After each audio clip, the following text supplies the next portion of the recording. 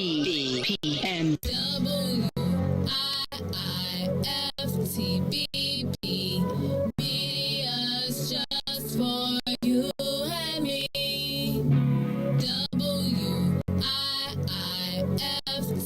WIIFTBP. Media's just for you and me.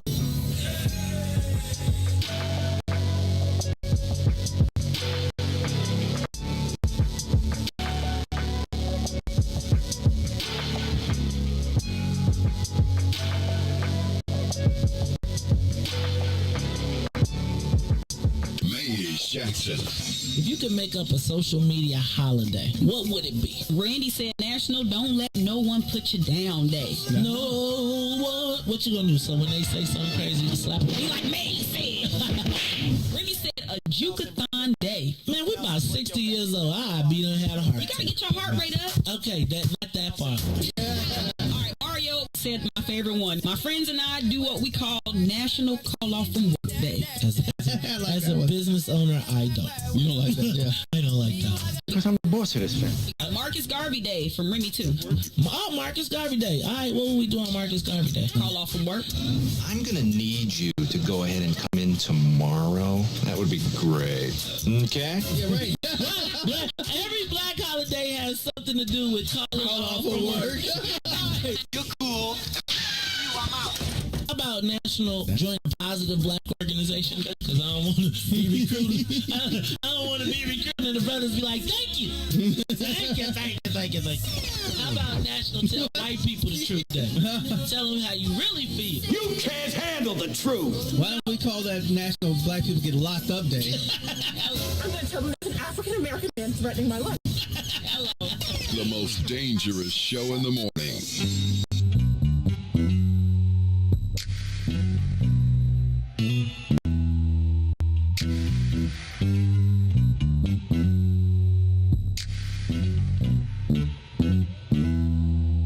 You ever blame yourself for some shit you didn't do?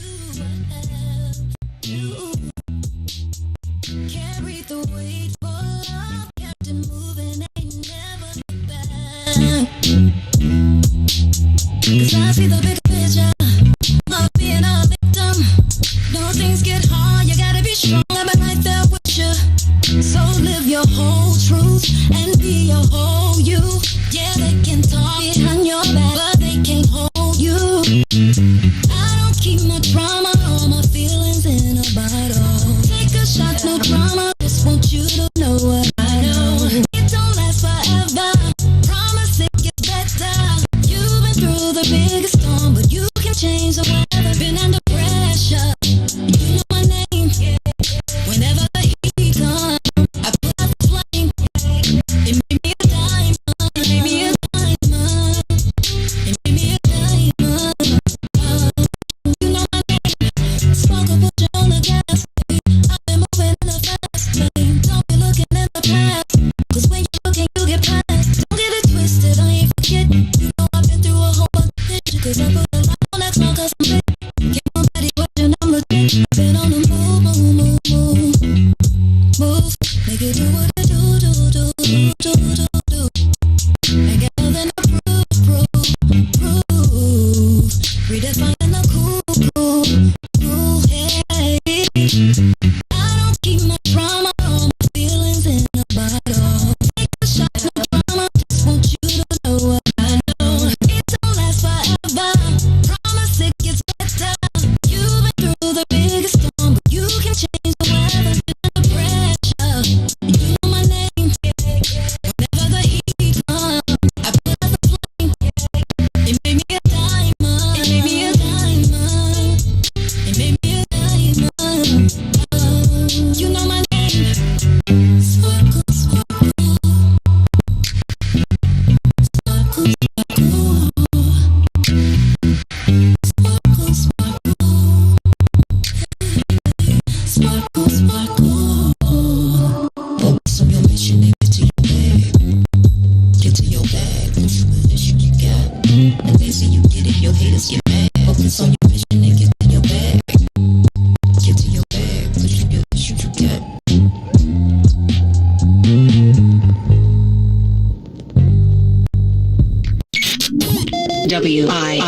WIFTBPM. Uh-oh, what's in it for the black people? You are listening to the most dangerous show. This is What's in It for the Black People Radio. Maze Jackson. Maze Jackson, the most vociferous advocate for black people in the world. For Ruthie Moore, for Todd Stroger, I am the host of the Maze Jackson Show, asking every single day, what's in it for the black people? And if you don't like it, you can still tell them Maze said, Mayor Lightfoot, man, we ain't accepting that. We ain't accepting that. Let's go. Yeah. Let's get down to business and go ahead and address the facts, man. Lightfoot seems more lesbian than black. Rahm Emanuel's another case. He was shut his tire. 50 closed schools left much to be desired. Police had internet naked on their body cam. They suppressed the footage so they couldn't touch a lot of hands. Reminds me of that 16 shots in that cover-up. Both of them similar, so I went and dug it up. George Floyd killed, a lot of riots happened in the town. Southside burned and they wouldn't let them bridges down. Grandmother sick, need a prescription and plus a couple groceries. You gon' have to travel just to get it now. COVID-19 out here shutting all the business down. Not enough SBA loans to even give around. So many failed businesses that you can put them in the pound. If you don't survive the pandemic, it's gon' sit you down. We sing, dance, play ball, entertain, crack jokes. Government infested black neighborhoods with crack smoke. System, the milk is so bad, we got lactose. Still trying to find out what's in it for us black folks. We sing, dance, play ball, entertain, and crack jokes. Government infested black neighborhoods with crack smoke. System, the milk is so bad, we got lactose. Still trying to find out what's in it for us black folks. Shout out to Willie Wilson, hope one day you get to send it. Need some different players in the game to handle business. Too many shady characters like Madigan and Blotto. But when you really break it down, it's typical Chicago. City full of gangsters, it's what the land was built on. Same streets with hood legends, DNA gets built on. Carjackers out here lurking, trying to get they steal on. Looking for a block to put them Hellcat wheels on. Let this get bogus appraisals a red line. Firecrackers out here getting minimal fair time. And up to seal carry, I stay with the pipe. But Illinois gun laws giving minimal rights. Stay up on the swivel, make sure I'm moving tight. Check all of my mirrors when I pull up to the light. Pick my homie up from out of town, man, he caught a flight. He was hella nervous, told him, shorty, this a way of life. We sing, dance, play ball, entertain, and crack jokes. Government infested black neighborhoods with crack smoke. System milk is so bad, we got lactose. Still trying to find out what's in it for us black folks. We sing, dance, play ball, entertain, and crack jokes. Government infested black neighborhoods with crack smoke. System the milk is so bad, we got lactose. Still trying to find out what's in it for us black folks.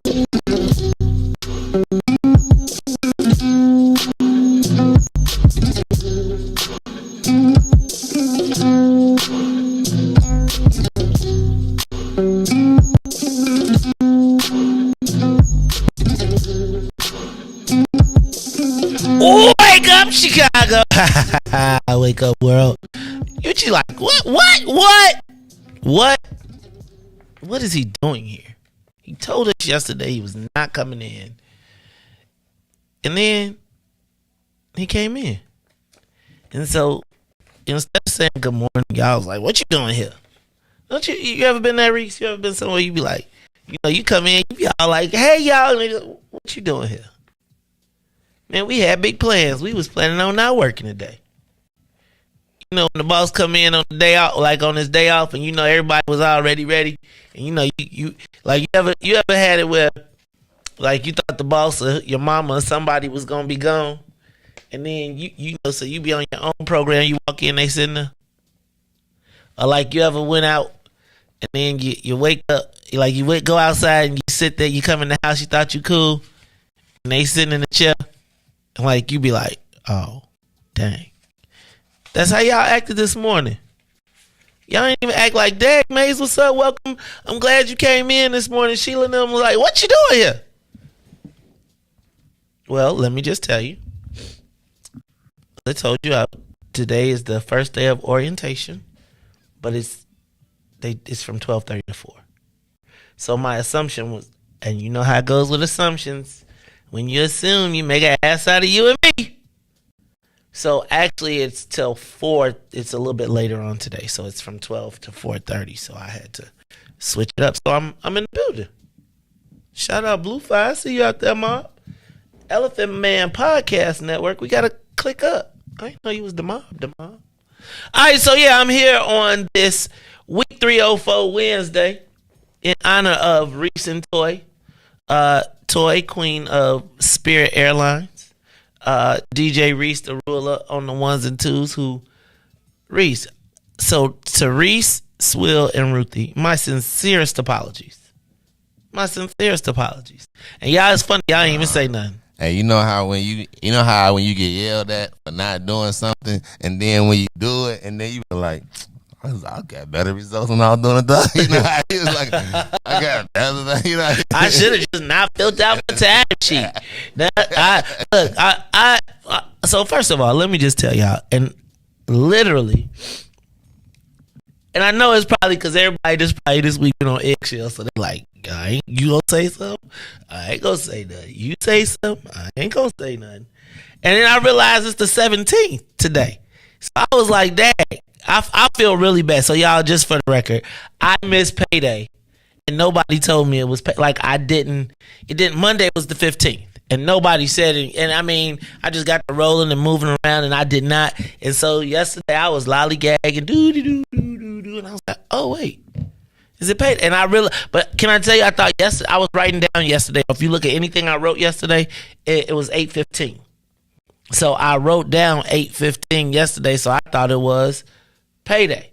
So then yesterday when I realized it was later in the afternoon, and so the only person who I didn't have was you, and I was like, man, and I was dreading even calling you, because I was like, let me tell you what I wasn't finna do though. Let me tell you what I wasn't finna do. I wasn't finna drive. Like if you would have told me it was 89 hours, Now, you know how they came in this morning and been looking. Then I started to just send you so you can have to be like, you said 89. He said, okay. Then I would have got up and drove up here, right? If you would have said 89, but if it would have been in range, I'd have been like, all right, there you go, bing, bang, boom. So let me just tell y'all, I apologize to everybody, and it's funny because nobody said. And if somebody, let me tell you, I know something was cracking last week because Swill was like, he ain't even say nothing, and he usually be like, big bro. You know what, big bro. Ruthie didn't say nothing. She talk about paying the other bills. Ain't said a word about. I was like, Riis, what's your, by the way, I forgot. I was like, Riis, let's do the show tomorrow. He was like, okay, I'm cool, sure. By the way, in case you just didn't remember, just want to mention. I just thought you forgot. I did. I completely forgot. And then when I was hitting you, I was just trying to, then, right about the time that I hit you to say, let's do it, it was the same time that I realized that I hadn't done it. So I just felt bad. So anyway, y'all. So you know how I tell you I hate payday? That was a Freudian slip, I guess. No, I ain't messing with nobody's paycheck. I ain't tripping. I just tell you, I'd be like, this will be the last day. I'd be like, look around. I would just be like, this is it. I am officially now. So anyway, shout out to Riis, Ruthie, and Swill, all who went 2 days past the date. Well, 1 day. You too. But anyway, so yes, I feel bad. Yes, no, that school calendar is added. Let me tell you, that school. Don't even get me started. Just gonna be on and popping. But anyway, my boy is starting a new school, so he is going to be going to he will no longer be a Mustang. He's gonna be a Tiger, as compared to a lion.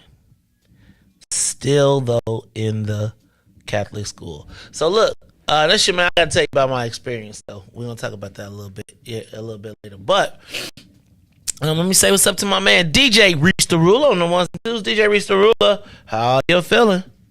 Blessed by the best, shouting on the rest. Had a funny instance. I was delivering some stuff yesterday, and somebody in like a little 15-year-old tried to DoorDash down some liquor. And they mama called them. So yeah, I was looking like, I need your ID. So they try to run in real quick. So I knock on the door, and then their mama came out. It's like, I ain't want to know damn Pipple. So I ain't want to know Ripple. She came. It was so. You got? Did she beat him up in front of you? Nah, was it a black kid or white kid first of all? It was black. It was black. It was over down Independence and something like that. Yeah. What? Nah, they don't whoop kids no more. You ain't know that. They don't be slapping them. Yesterday I was. They put kids in corners. That's why they kids like this now. They do not whoop kids. I don't know none of my friends that whoop kids. I don't whoop my kids. Yeah, I would say that they don't whoop kids no more. But I ain't really. They don't whoop them. That's why they be thinking like they have an opinion. They be like, so yeah. Like I be thinking like, yeah, that's okay. So I hear you. Nope, not the Leo. Not the Leo Lions. Different. It's Tigers. Oh, Tiger. Oh, got you. All right, so look, y'all. This is the Mace Jackson Show. I'm your host, Mace Jackson. Got my man DJ Riis the Ruler on the ones and twos. DJ Riis the Ruler. Let's get the soul plane up to 60,000 feet. We are up and away on a week 304 Wednesday. This is not Spirit Airlines. I just want to be clear. We are the Delta Airlines of the country. I would have said United. Hey, Riis, I want to talk about. So you know that the new CEO of United Airlines is a black dude. He is an alpha from Chicago. He made me mad at the parade though, man, because I was like, the kids need to see you, dog. Get out the car. I wanted him to walk, and I wanted him to be like, and this is the head in charge of United Airlines. But it's like the kids, they gotta see you, man. They gotta see you. All right, so this is the Mace Jackson Show. Riis, so it's a new experience, Riis. My son is transferring to another Catholic school. And so yesterday evening, I had to go buy school uniforms. Now, this is not an experience that I've had before. And I certainly have not had the experience of going to buy a school uniform at Zimsky's. Have you ever heard of Zimsky's, Riis? I have seen Zimsky's on numerous occasions. But yesterday I went. And I must tell you that so there's a few things that I noticed yesterday.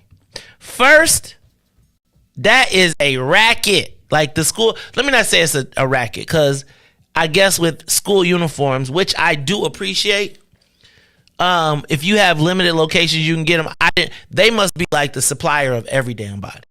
Because Riis, when we pulled up, first of all, we had to go to 4181 South Archer. And this is not a commercial, so we're clear. Riis, we pulled up on the block. First of all, I was a little nervous. I was like, I hope these people. I was grateful I did not wear a What's in it for the Black People shirt, because I felt like I was in the heart of Lil Velita or something. Something was cracking. And so I get to the place. Riis, me and my son pull up. There's a line down the block. Down the block. No, literally. Down the block. To get in the store. So I get in the store. I'm like, where are the uniforms? They're like, go downstairs. I'm like, hi, I'm looking for a Holy Trinity uniform, blah, blah, blah, blah. They're like, here you go. So while I'm there, my son is trying on shirts. He's getting the whole, I'm like, look, man, let's just get it all now. Let's get it off. So Riis, if I would have known, I would have told him to go downstairs. I would have told him to go get the uniforms, and I would have got in line as soon as we got in there. Riis, you ever been they did a Great America trick on you. You know how you go to Great America and be like the snake thing? Man, they at the Zimsky store, dog, they had you going all through the aisles. The line, literally, we stood in line for an hour and 20 minutes to check out. Literally. Riis, and all the Latinos kids sending their kids to private school. Because it was like, for every 10 Latinos, it was one black family. And ours was like perspectives. They was like straight Catholic, straight, right? Man, it was motorcycle gang dudes up in there. They was wearing, I was like, Lord. I was just like, usually like when I'm south, somebody be like, Mace Jackson. I was like, oh God. I was there the whole time like, Riis, please don't let nobody recognize me here. Like, I don't know who in this room. I seen a dude with, you know how the motorcycle people had like them, I'm a 1%er and all of that stuff. And I was like, man, Charlie, it was an experience that I will not. Let me tell you what I won't do again on this. I know now not to buy nothing last minute, Joe. That was crazy. You got to go, if you buying last minute, you got to go right when the store open. Or you got to do what you said. You got to come in there and make sure that you have a line person. Exactly. You got to have somebody that's going to stay in line. That's the only way. Man, I'm here to tell you, bro. That was something else. All right, so this is the Mace Jackson Show. I'm your host, Mace Jackson. Got my man DJ Riis the Ruler. Let me get through some of these headlines for Tennille Fuss at me. R. Kelly trial begins today. This time he is being he's not being retried. This is a federal case as compared to a county case. They restored 3 black jurors. They say it's a 50-50 split, black and white, with a majority women. So I have a question. Should R. Kelly, so he's already convicted of the 33 years in New York. So my question is, first of all, do you think they're going to find him guilty again? And then, is it like overkill? Chicago, I don't think they slam him as hard. I think they slam him, but not as hard. I think it's 55 years. If he get convicted, it's 55. It's mandated term. Yeah, but are you sure they only? You know how they can drop you? Like, you know how it be like 12 counts of, and then they say, okay, we're only gonna take this count, this count. So, but I think he gonna get convicted though. I think he's gonna get convicted. I think this is one of them things where they like, if you beat the conviction, like he ain't gonna have the Bill Cosby trick, right? They like, you not getting a repeal and getting out, because if you do, then we gonna just revoke you to your other sentence and watch them make them run them concurrently. All right, y'all. It's the Mace Jackson Show. Liz Cheney, daughter of Dick Cheney, loses. How crazy is it that is it how the world turns? Remember when we thought that Dick Cheney, vice president of George Bush, was the enemy of democracy, and then it turns out that his daughter is a defender of democracy? Right? That's kind of crazy. The thing about Liz Cheney that stands out to me, and if you all don't know, this is the Republican senator from Wyoming. She is the I believe the LGBTQ daughter of Vice President Cheney, who was the villain of the George Bush White House but his daughter is right now championed is not mentioned as a potential female presidential candidate, as well as the champion of democracy in the House, in the Senate. Apparently, she is the Republican that stood up to Donald Trump and refused to bow down to him, and so she got bounced. Riis, is pretty interesting, though, that the Democrats are hailing her as a hero. I wonder, is the two-party system going to break up? Because you see they've started a third party with Andrew Yang. Oh, by the way, y'all see my new glasses? I got me some fresh new glasses, and they turn colors and everything. So I finally got the glasses with it. Like sometimes, Riis, I get the glasses, I be like, yeah, man, how much was those again? Yeah, nah, don't give me the color thing.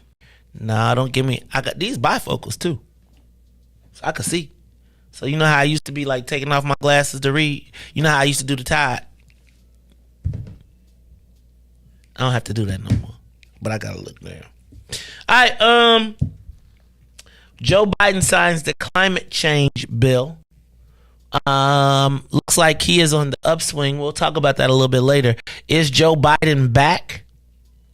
Apparently it feels like he is rebounding and is coming back. Joe Manchin got on board, and so he's saying the climate change bill and change the way prescription drugs are done in this country. So we should see what's going to go on. Maybe it won't be the landslide Republican wave that they thought that it would be.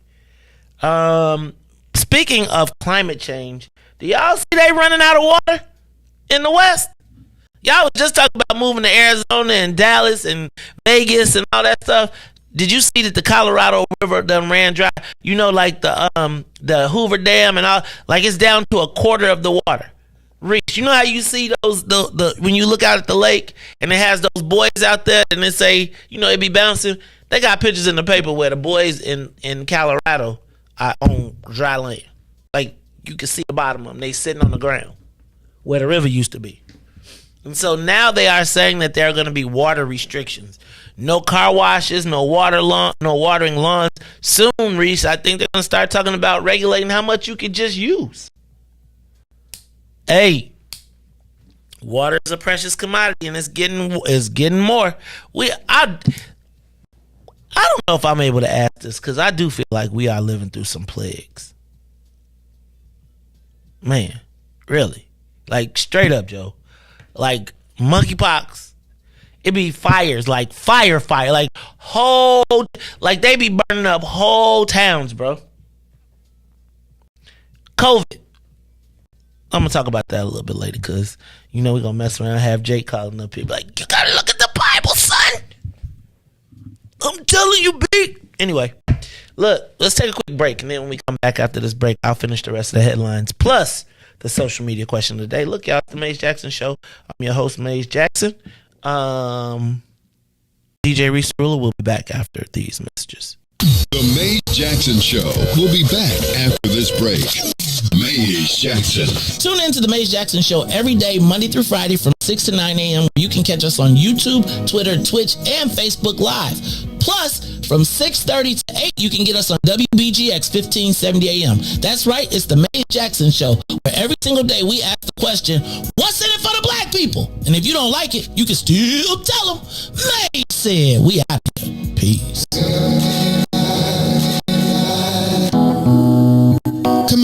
join us for the All Black Women Matter Justice for Treasure Hendricks March on August 20th, 2022 at 8 a.m. on 15th and Western Avenue in Chicago, where her body was found. 35-year-old Treasure Hendricks was found dead on August 19th of 2021 in an RV trailer belonging to ex-CPD officer Charlie Bell. 1 year later, and still no investigation by CPD. We need to bring awareness to the city of Chicago that Black women matter too. We need your support.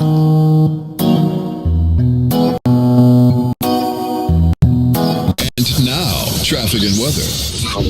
Yo, who said devotion has to be sad? Yo, check this out. The Lord is my shepherd, I want. He's making me to lie down in green pastures. He leads me beside the still waters. He restored my soul. God's gonna turn it around.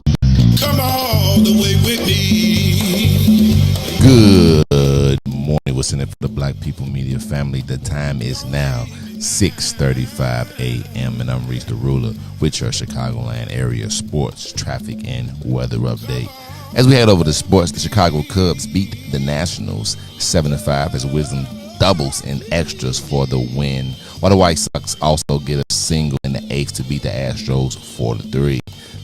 Today, let's root for our Chicago Sky as they will be on ESPN2 trying to defend their WNBA title, taking on the Liberty at 7 p.m. Let's go Sky. Let's head over to traffic down to Kennedy. Overhead to the Loop will be 24 minutes. Outbound will be 22 on the Eaton's Deerfield till the exchange and back 28 minutes. Eisenhower inbound 37 minutes. Outbound 31 on the Stevenson from I-355 to the Dan Ryan 40 minutes. Outbound 31 minutes. The Bishop Ford I-80 to the Dan Ryan 38 minutes. 26 minutes to I-80 while the Dan Ryan is 20 minutes to the Loop but only 12 minutes to 95th. On DuSable Drive South, 55th to Jackson and back, 7 minutes and 8 minutes north. That's Randolph to Bryn Mawr and Bryn Mawr to Randolph. Today's weather, it is currently 64 and sunny. Today will be a high of 79 with a low of 63. I'm Riis the Ruler. Happy Wednesday here on The Maze Jackson Show. Come all the way with me. Please.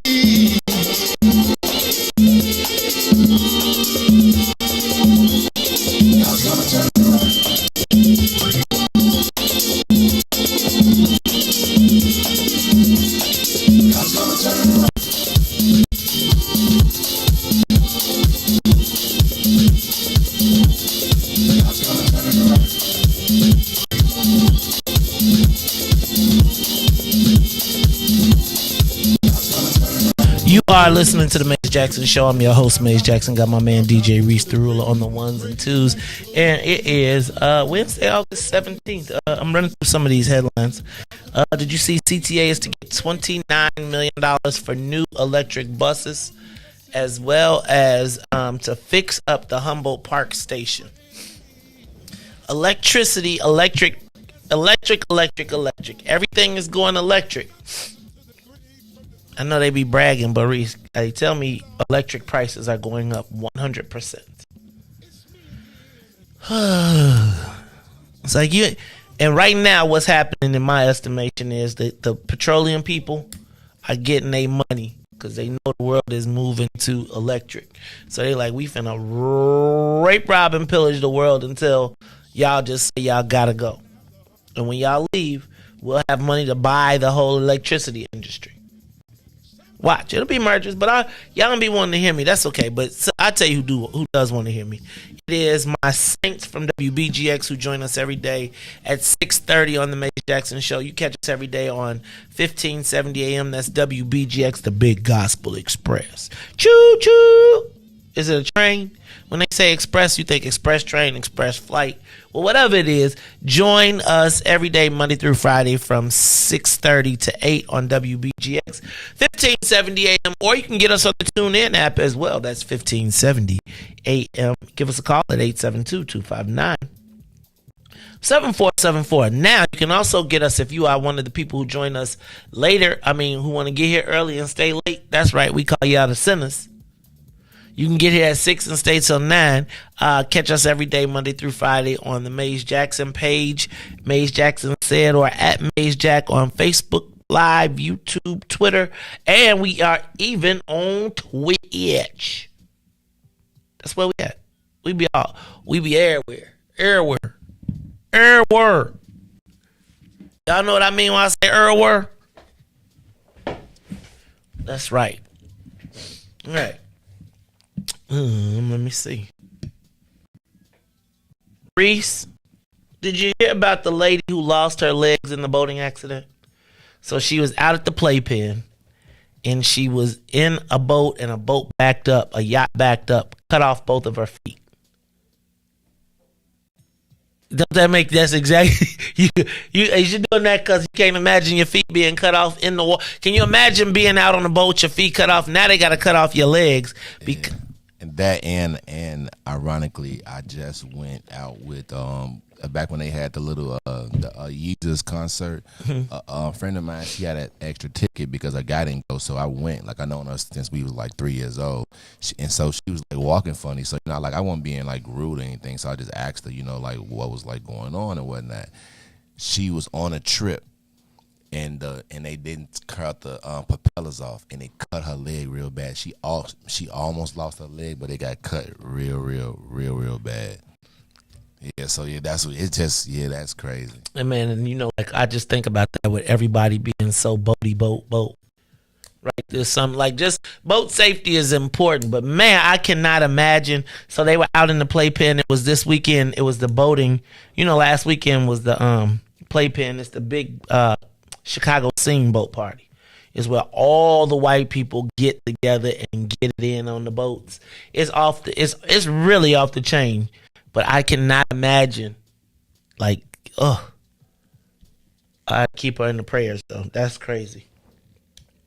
Did you see hearing aids are now legal without a prescription? It's kind of crazy that they had hearing aids that you had to use a prescription. I bet the hearing aids now are probably you could probably control them with your phone, too. Turn it up. Turn it up. So congratulations to everybody who will now have the gift of hearing accessible to them. I think that's pretty cool, actually. You know anybody that went to ITT Tech? You do? Yeah, but it was if they still got loans, way back in the day, the way they had the money going, it seemed like if you went to ITT Tech, they just waived your federal student loans. I felt like them school, one of the things that is so, I think they should pay a penalty when people are trying to better themselves. People go back to school and make a tremendous sacrifice to go back to school because they want to do better for themselves and their family. And when you turn that into a for-profit racket, where the goal is to make people take loans and you setting these classes up so that they can be eternally indebted, that's crazy to me, right? Riis, if somebody goes back to college or goes back to school and these for-profit universities was taking advantage of them and trying to make them take classes so that they could get more loans that they was charging, they was making slaves. Glad to see that. Did you see the fight about the people fighting on the panhandlers? There was a woman showed up to her spot where she panhandles off the expressway, and a guy was there working. She attacked him, killed him. I was wondering this the other day because I was coming from the airport and I saw a dude standing out on Cicero. I wonder what are the most profitable corners to stand on. To shake. Because, obviously she was making some money there. And she was you got to get up off the spot. Yeah, I be telling, it's this one guy that he claimed that he's homeless, but he be coming there asking for change with his Jordans be clean, he be having on a track fit, and I be like, nah, bro, you got to show me a little struggle. Now you just can't be coming. You got to look bummy to get some help. Yeah, man, you wrong fresh, man. You can't have. I always look to see if they got dirt under their fingernails. You can't have how deep does the dirt go? You can't have on no fresh kicks and all that, man. So nah. So you can't be needy with Jordans on? What if somebody gave him to him? Sell. Okay, all right. But the whole So, like, fit, I mean, like, don't give me no. on the whole fit though. He Hey, on, man, like, the whole Jordan it fit. could have been blessed. He like the blessings.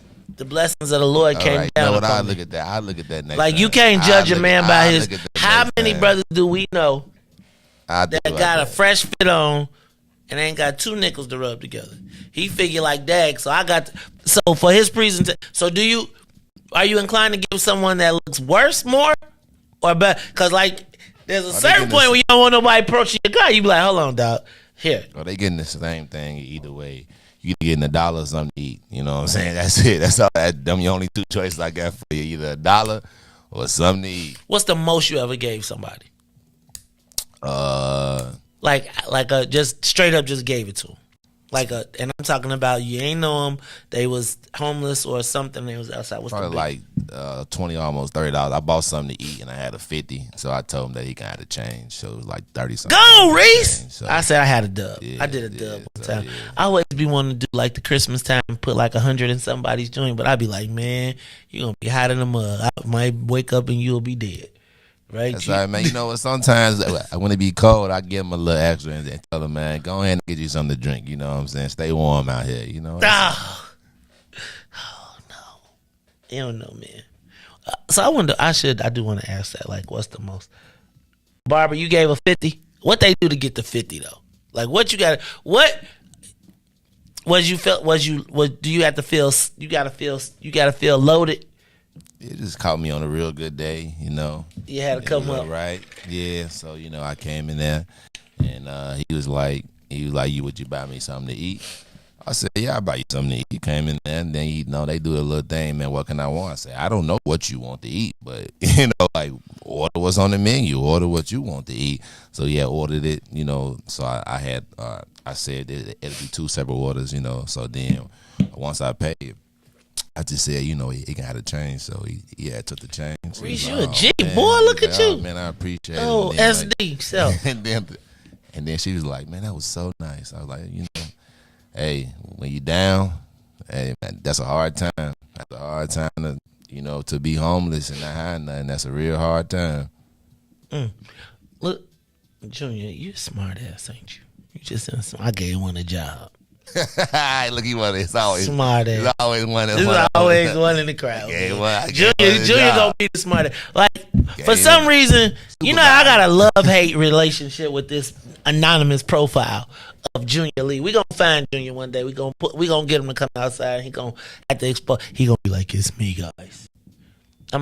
We gonna have a Facebook, social media, Mays Jackson Lions Den meet and greet.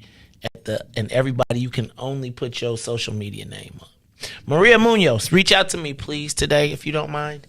I have something I need to speak with you about, if you don't mind. I'm doing my work on air because when I leave here, I'm going to be devoted to my young prince as he makes his transition. I will not be here tomorrow because I will be going to the first day of school. We'll see y'all tomorrow, y'all. I'm excited, man. He gonna be staying with us, so it's like, hey, him jizzle. First day, no shirt. Hey, boy, I'm a blaze him. I'm gonna hit him so hard in his chest. He gonna be mad at me for like 2 weeks. Want some breakfast? That's what he gonna say. Breakfast, man. You want some breakfast?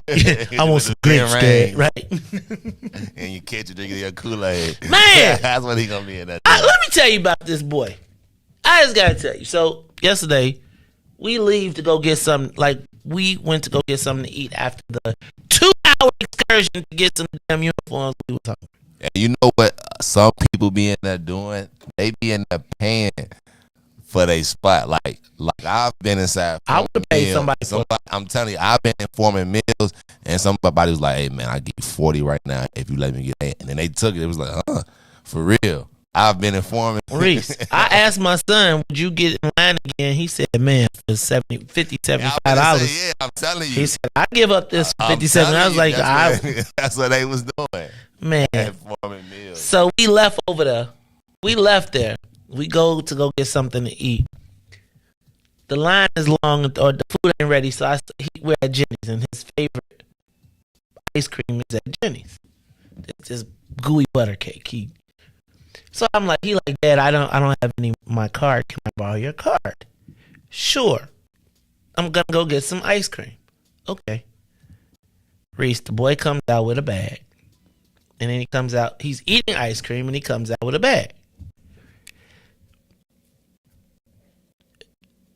Hey man, how much was that scoop right there? 10. For the scoop. 10. How much ice cream you got in the bag? I bought 2. It says, so let me be clear. You just spent $36 on ice cream and I ain't getting damn lick. I ain't got damn none. You ain't even come outside and ask me, Daddy, since I'm just finna shoot it all up, I'm gonna blow the whole. You at least got your favorite and just go up to 50. I would at least I've been like, I got you one. He was like, you didn't tell me I couldn't get. Yeah, that's these. I'm telling you, that's these kids. Boy, you feel comfortable buying $36 worth of ice cream? Yes. I need to sit. I'm wait till you gotta go stay with Auntie Neil.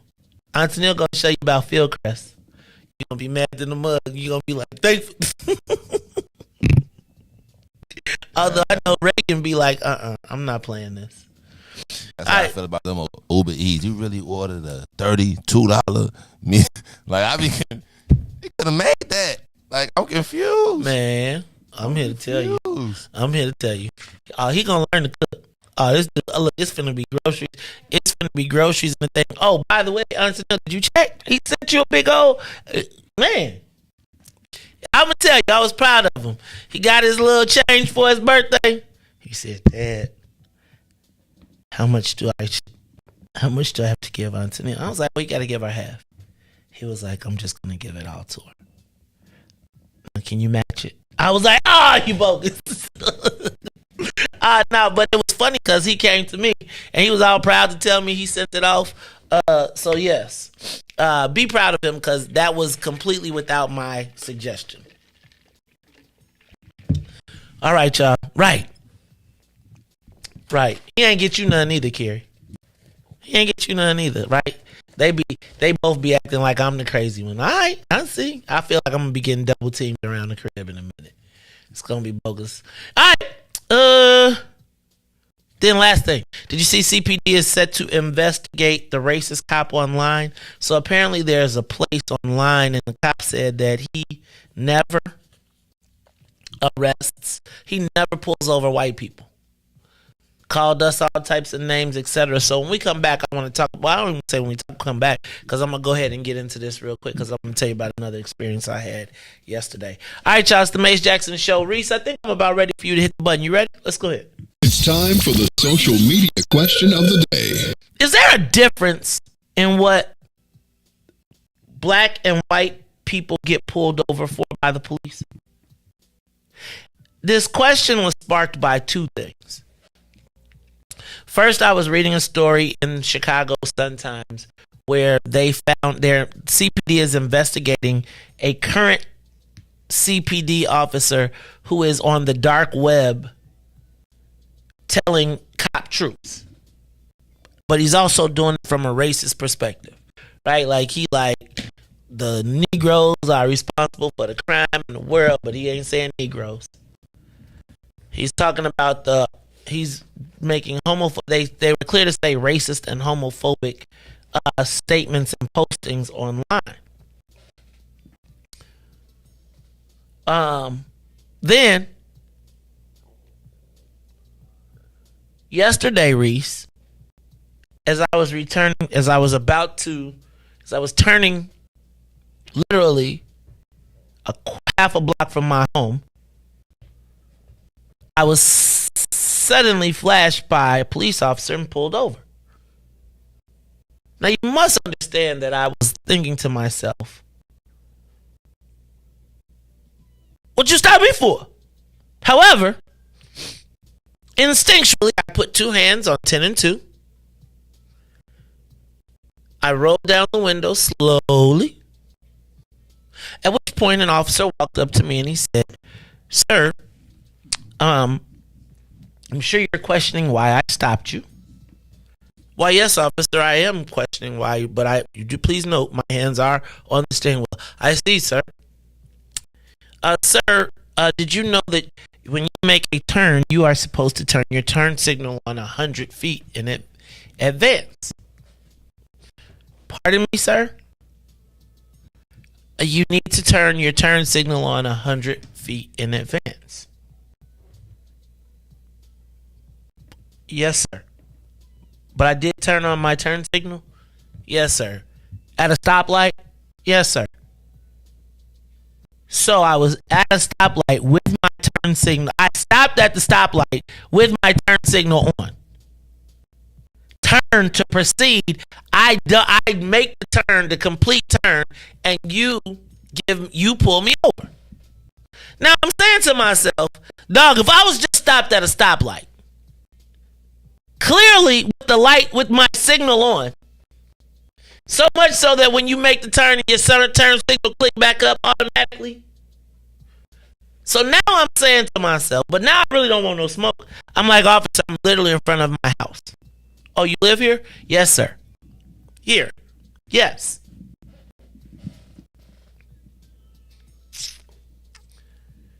Do you have any weapons in the car? Well, sir,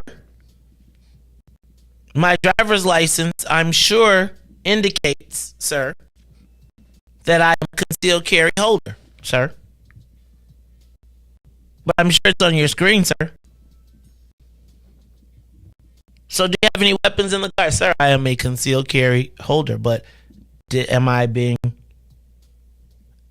pulled over? I mean, did I do so? Well, it was 100 feet, but sir, I was stopped at the light. Eventually, he took my driver's license. Oh, by the way, the second cop comes up too on the other side, at which point he asked me to let the window down so that he can hear what's going on. Now, my thing is, so I'm supposed to let the window down. But again, officer, are you sure you want me to I'm going to move my hand to let the window down. It's okay, sir. You can. Now, sir, please. Now, you know, in my mind, I'm thinking, right? Because now this other cop is standing on the side of the door. I'm here with my hands 10 and 2. They know I'm concealed carry. And he's like, let the window down. And now I'm thinking about, I got to move my hand over there. They take my card. They go check it. They hand it back to me and say, thank you, sir. Have a great day. Whole exchange. 5-7 minutes. Neighbors looking out like, what the hell? But I was thinking to myself, do they pull white people over for turn signal for not turning? Like, and then when I was thinking about this cop saying he only pulls white people, he never pulls white people over. I don't really recall, unless it's young white kids for speeding. What do police pull white people over for? Like, real talk. Like, I'm not trying to be funny. Is there any circumstance under which, unless the car is already suspected of doing something? Now, I'm telling you, I know I was riding, I had the Benz. The windows are tinted. And there is a volatile situation happening in my neighborhood. I felt like they rolled up, and then when they, like, because they couldn't see with the windows, and then when they saw me, it was kind of like, oh, damn, that's granddad. But I was thinking, Riis, do police pull white people over? For what? For what? As a person that lived in suburbans and that has went to numerous traffic courts before I just thought about the law, you will be amazed. I was in traffic court and I was so shocked. This lady, old Caucasian lady, she came in there on a walker, like struggling to get in there. Man, somebody pulled her over for driving too slow, gave her.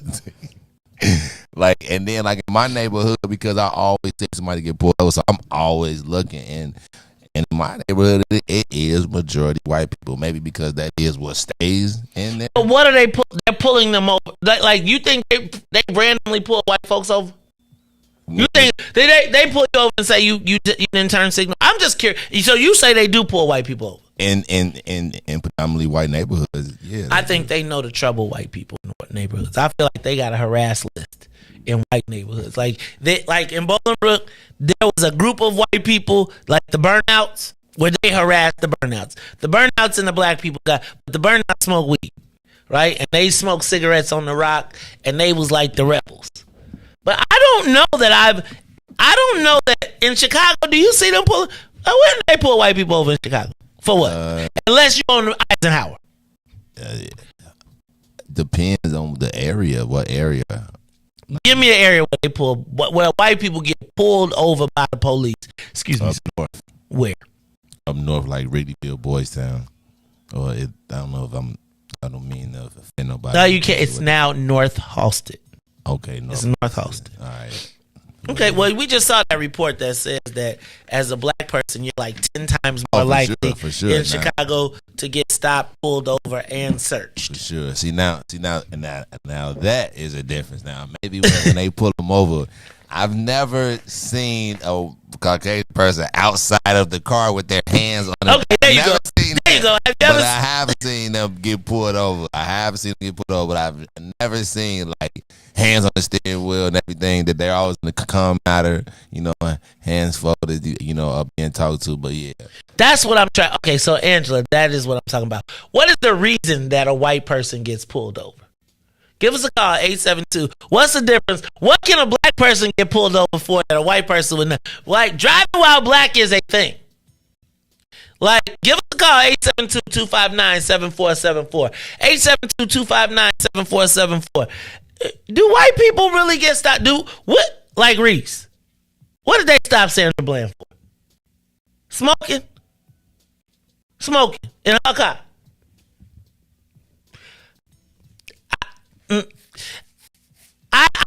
You're right, Riis. I've never seen a white person out of their car. Have you ever seen a white person sitting on the curb? I never. Have you ever seen a white person? Hit or something. Right. They like this on the curb.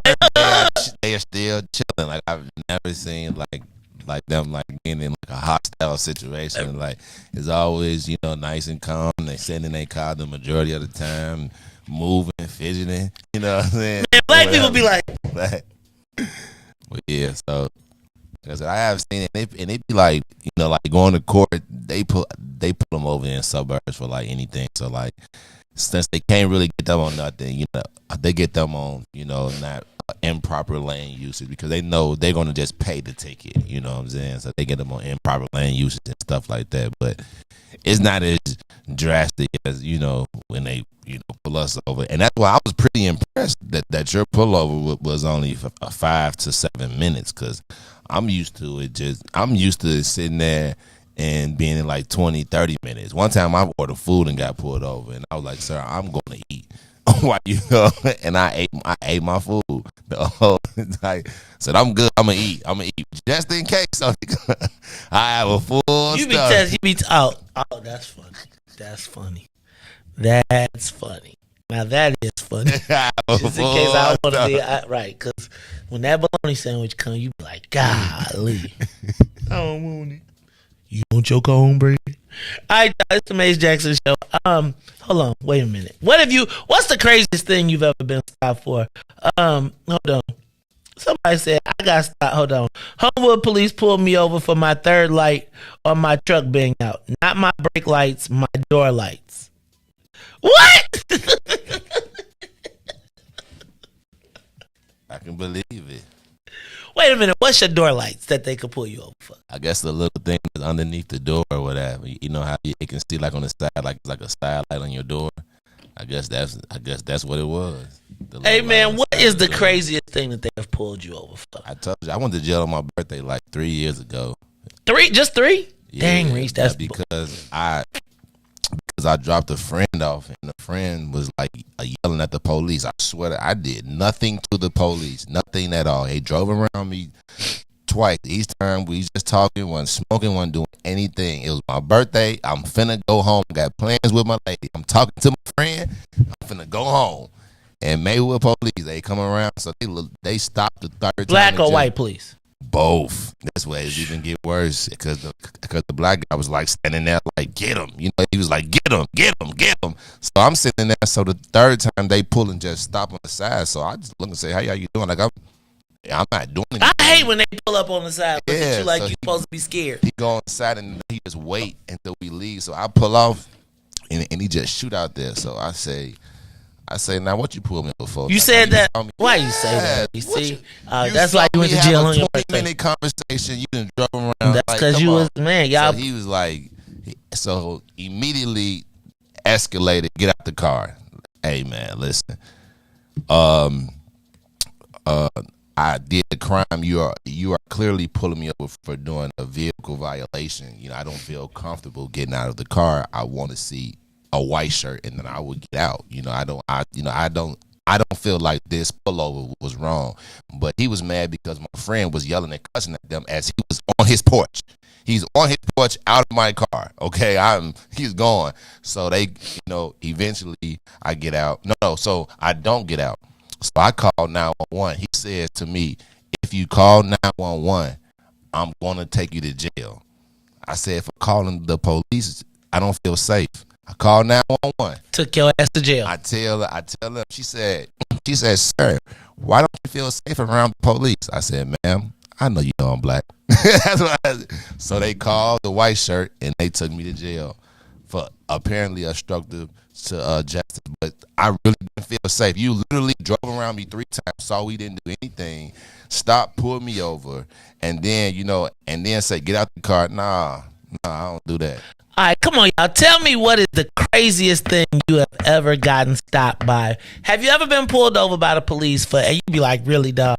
Like, this is some bull. Give us a call, 872-259-7474. 872-259-7474. What is the craziest thing that you have ever been pulled over for? Because I really don't feel like police stop black and white people for the same thing. Really, I don't. And in Chicago, I can be honest with you, Riis. I can't ever really recall seeing a white person stopped by the police in Chicago. Maybe on 290 by the state police. I got pulled over for my license plate light not being on, but it was in like the bad neighborhood. It was on Ferdinand and Springfield. And they was like, the car. I was like, man, you got to be crazy, man. You know how many jabs I have on me by the time I get out? You all right? No, I'm not getting out. After they conducted that, I promise you. Luckily, I parked in front of my aunt's house. I called out there. She sat on the porch. When they pulled off, my license plate light was so bright. So bright. So bright. All right, we're going to talk about this because I feel like there are crazy reasons that we get pulled over. I want to know what is the craziest thing that you have ever been pulled over for. Give us a call, 872-259-7474. We'll take your calls when we come back right after this break. Callers, hold on. We are looking to find out what is the craziest thing you have ever been pulled over for or been stopped by the police. What have you ever been somewhere and the police be like, hey, well, let me see ID? What for? Not for what? That's for what? Too. I'd be like, that's obstructing to justice if you say that. Because you're vagrant. Look, what is the craziest rule that they have enforced on you? It's called. We'll be talking about it when we come back. It's the Maze Jackson Show. The Maze Jackson Show. We'll be back after this break. The official Monster Truck Series. Witness the world's best riders competing in your favorite Monster Jam trucks. Be part of the action. Let's hear it. Make some noise. Brought to you by Great Clips. Get your savings coupon from participating Great Clips salons and save 20% on select tickets. See savings coupon for restrictions and details. Coming to Allstate Arena September 16th to 18th. Hey, Chicagoland, all roads lead to Solo Beauty Supply, the largest black-owned beauty supply in Chicago. We carry a large selection of natural hair care products, plus much more. So come see us at one of our two locations, located at 9011 South Ashland or 8158 South Cottage Grove. Our inventory is growing, and with your support, Solo Beauty will continue to be a source of pride in our community.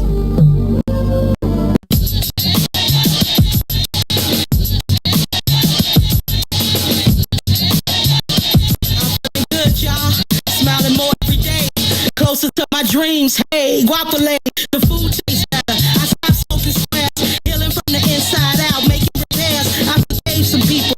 Thanked them for the lessons. Cause holding on to it was blocking my blessings. No more stressing. Worry dishonors God. So I don't. I just pray. And I'm loving my odds. Mingle with light minds. Gravitate with light shine. Graduate. Master. Yo, rhymes ain't like mine. Big dang from the west side. This is my best self. Taking vacations. Hoping the rest helps. Got a career now. Loving what's ahead. My spirit is free. From the stuff dead.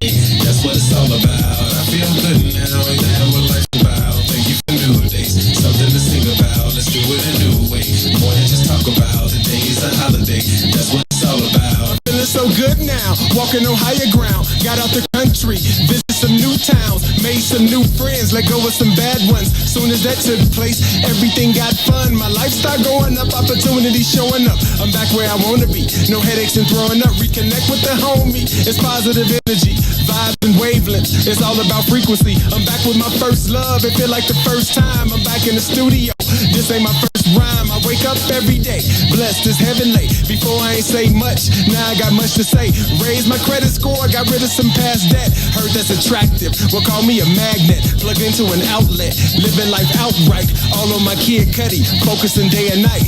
Right? Now ain't that what life's about? Thank you for new days, something to sing about. Let's do it a new way, more than just talk about. Today's a holiday, that's what it's all about. I feel good now, ain't that what life's about? Thank you for new days, something to sing about. Let's do it a new way, more than just talk about. Today's a holiday, that's what it's all about. Feel good, Feel good.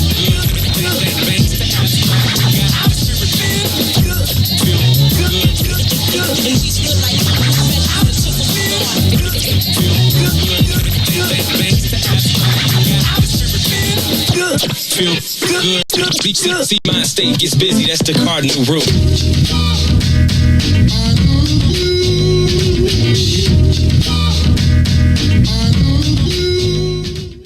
Back to the Maze Jackson Show. You are listening to the most dangerous show. This is What's in It for the Black People Radio. Maze Jackson. Maze Jackson, the most vociferous advocate for black people in the world.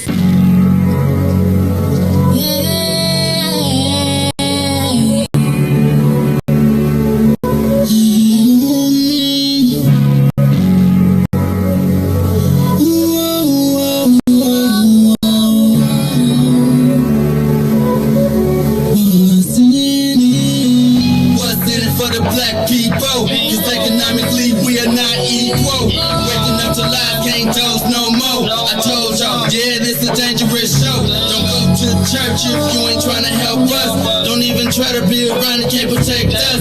We see the lies now of the politicians. We need money, no symbolism. It's Maze and Riis, and Ruthie and Ty, explaining how we all come from God, giving us tools to beat the odds. If we united, our movement gon' stop. If they ain't trying to help us, they ain't trying to do nothing. We gotta do something, we gotta stop running. It's time to confront the problem. Really, you expect, you oppressed, it's all wrong.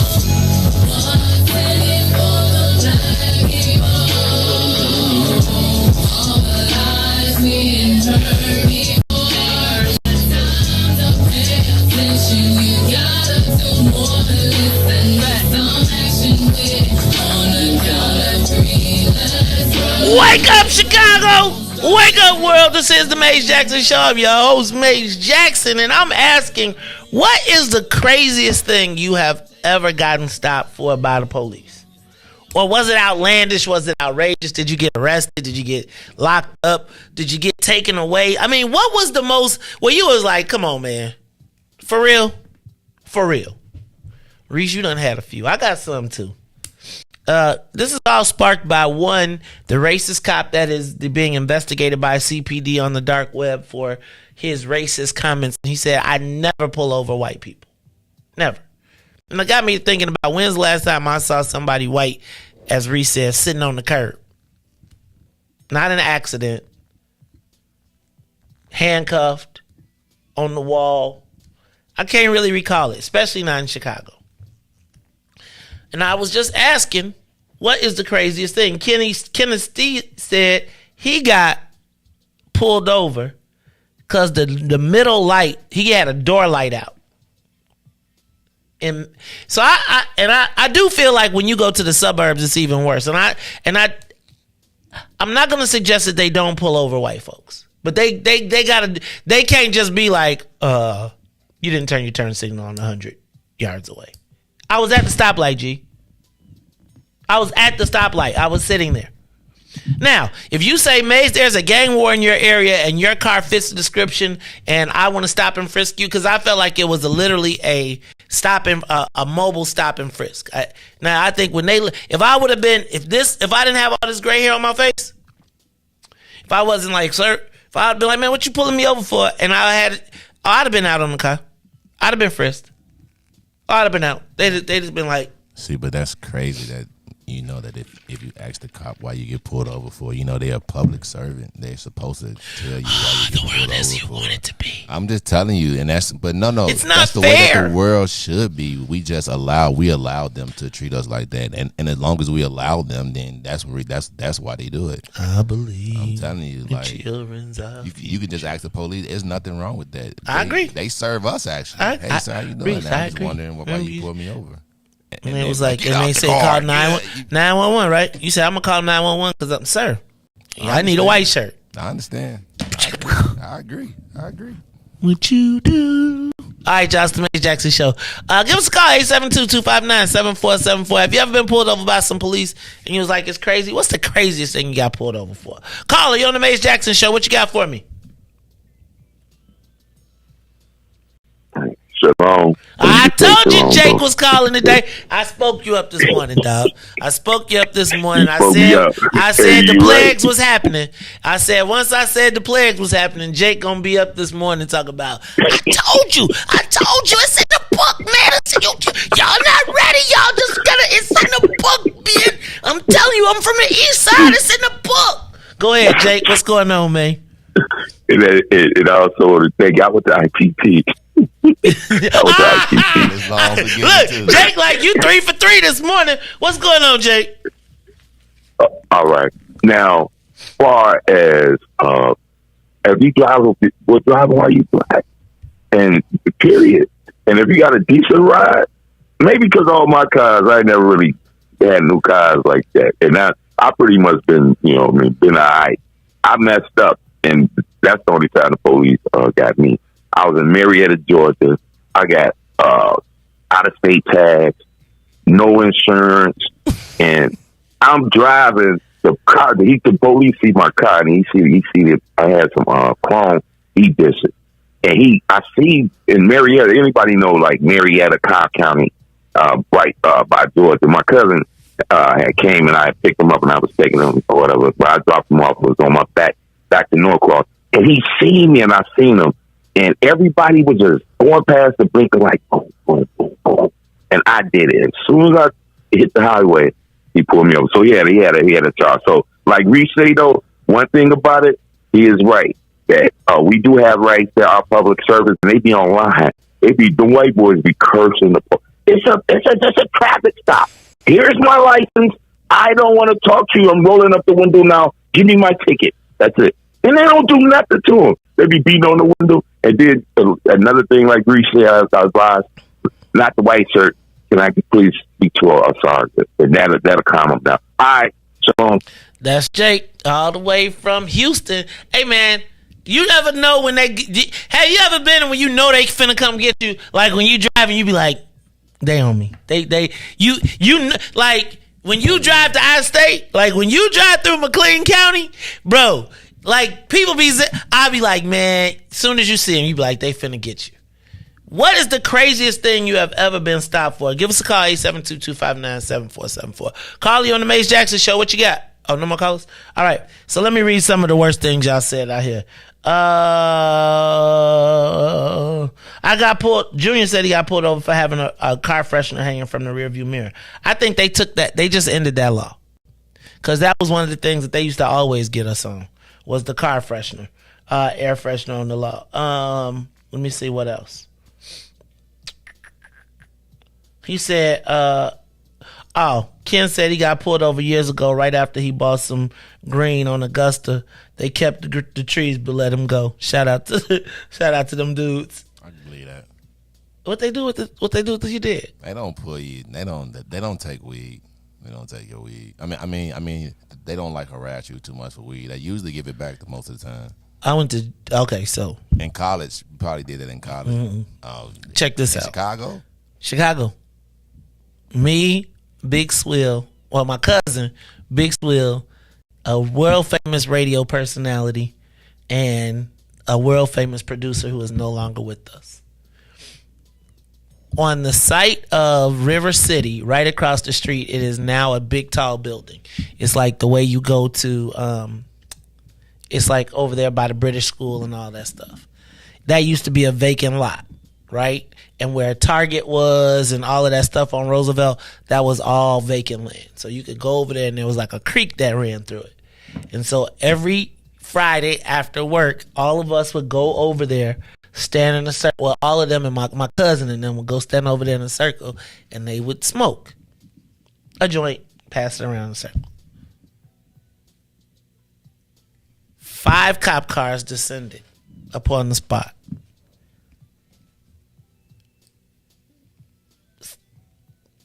Big Swill tosses.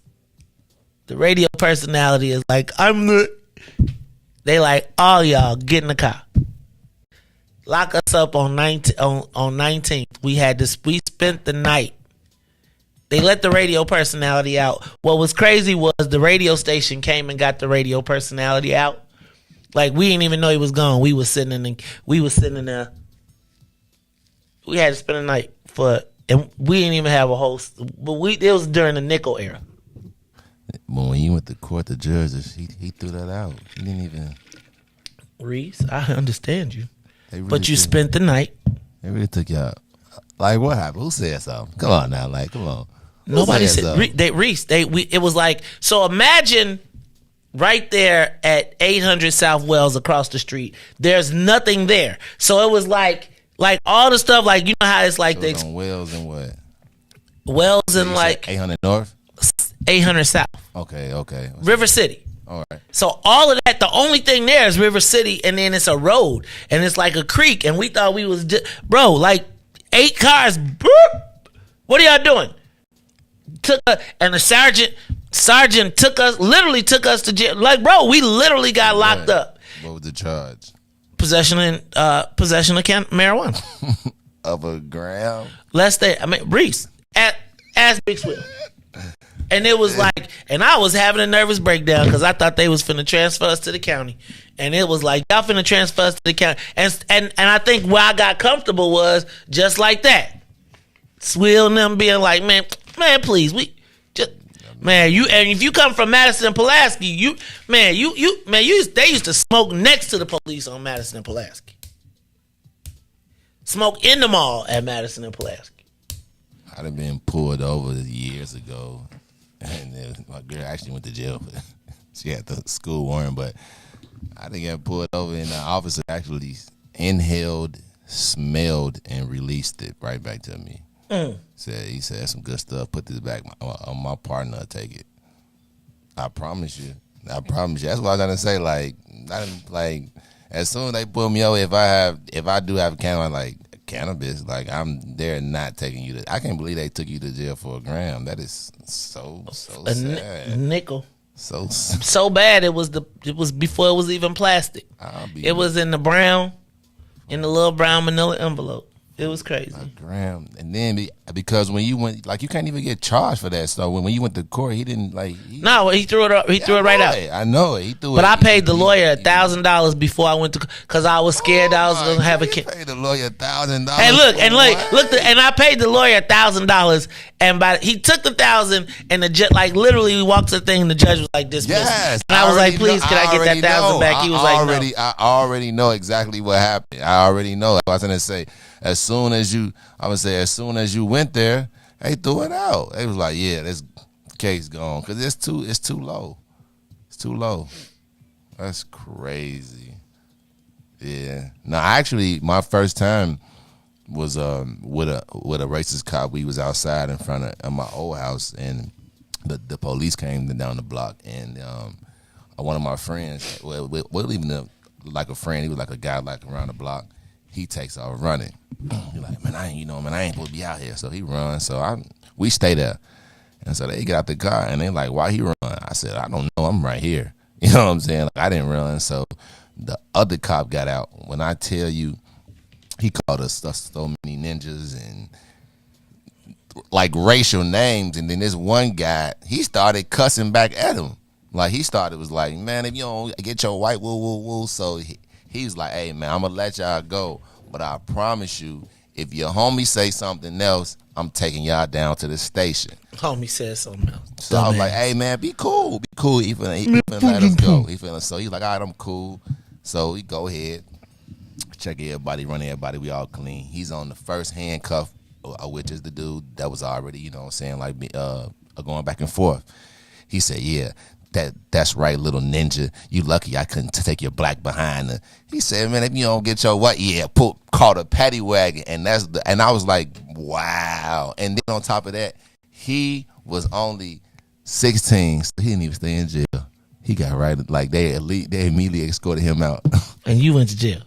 Yeah. Hey, dog. So that's what you get for hanging with a minor. That's exactly what you. But it wasn't even that, because at the time I was only 18.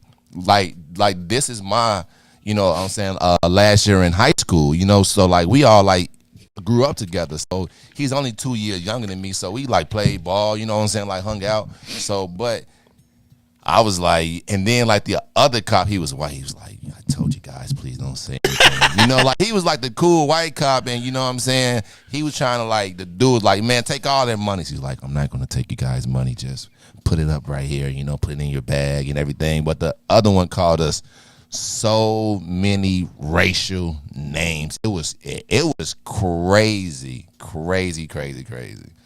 Kenya says her other half went to jail over a $20 bag, and their truck got impounded.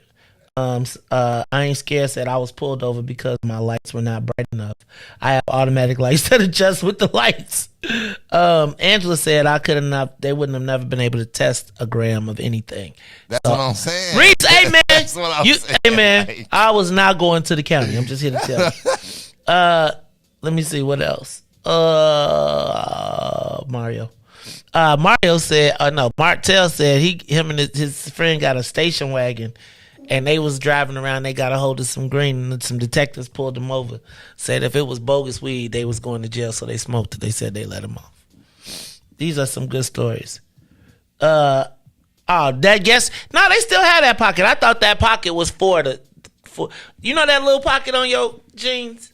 The little square pocket? I thought that was for you to carry the sack. I thought that was a sack pocket, right? Like, I thought that was the perfect place for a sack. Let me see what else. Salim said he be getting love because he got the veteran designation on his plate. All right, y'all. It's the Mace Jackson Show. Sad, though. I mean, but listen to the variation of things that black people get pulled over. And you know, white people. I really wish like somebody else besides black people would come in and be like, you know, hey man, I'm this and I get put over for this, but it's crazy. It's like, that when that Arab kid got beat up and watch him jiggle, I was like, well, he was a Negro for a day. Yeah, like when I used to ride in my 20s, we didn't ride no more than 3 deep. You know what I'm saying? 4 deep, we thought it was automatic pulled over, and it was no hats. No hats. It was just, I don't know. But it was like rules, so it's like crazy. Man, Erica says she got arrested on her own porch. That's happened to me before. in Champaign, oh, you definitely, you think you on your own property, they come right up on your joint. You be like, hey, man. I said, with the cop cussing, they handcuffed us to our friend Gate. He was in the house. He comes outside to see what's going on. They arrest him too. He's in shorts, flip-flop, his house shoes, and a wife beater.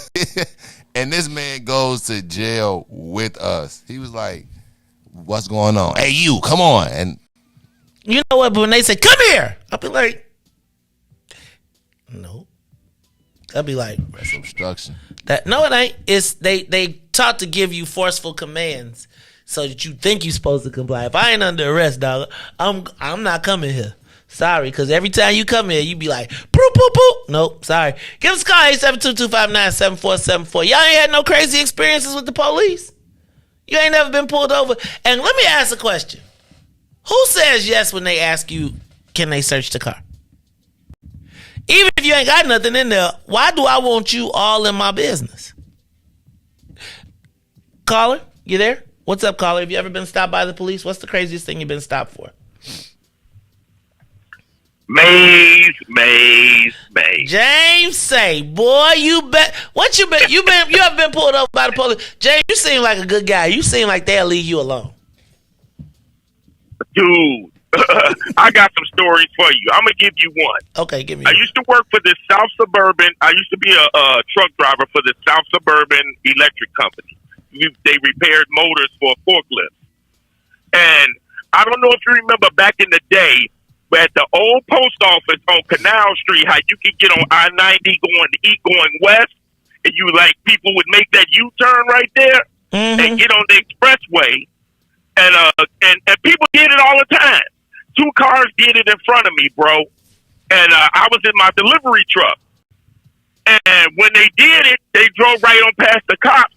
But when the cops saw me do it, they pulled me over. They pulled me over, grabbed my license and everything, had me follow them to the police station down there by Harrison. I can't remember, because like I said, it's been over 20-something years ago. Reese, I called my boss. Reese looking at you. Hold on, James. Reese laughing at you, man, because he said they had you like you willfully drove to follow them.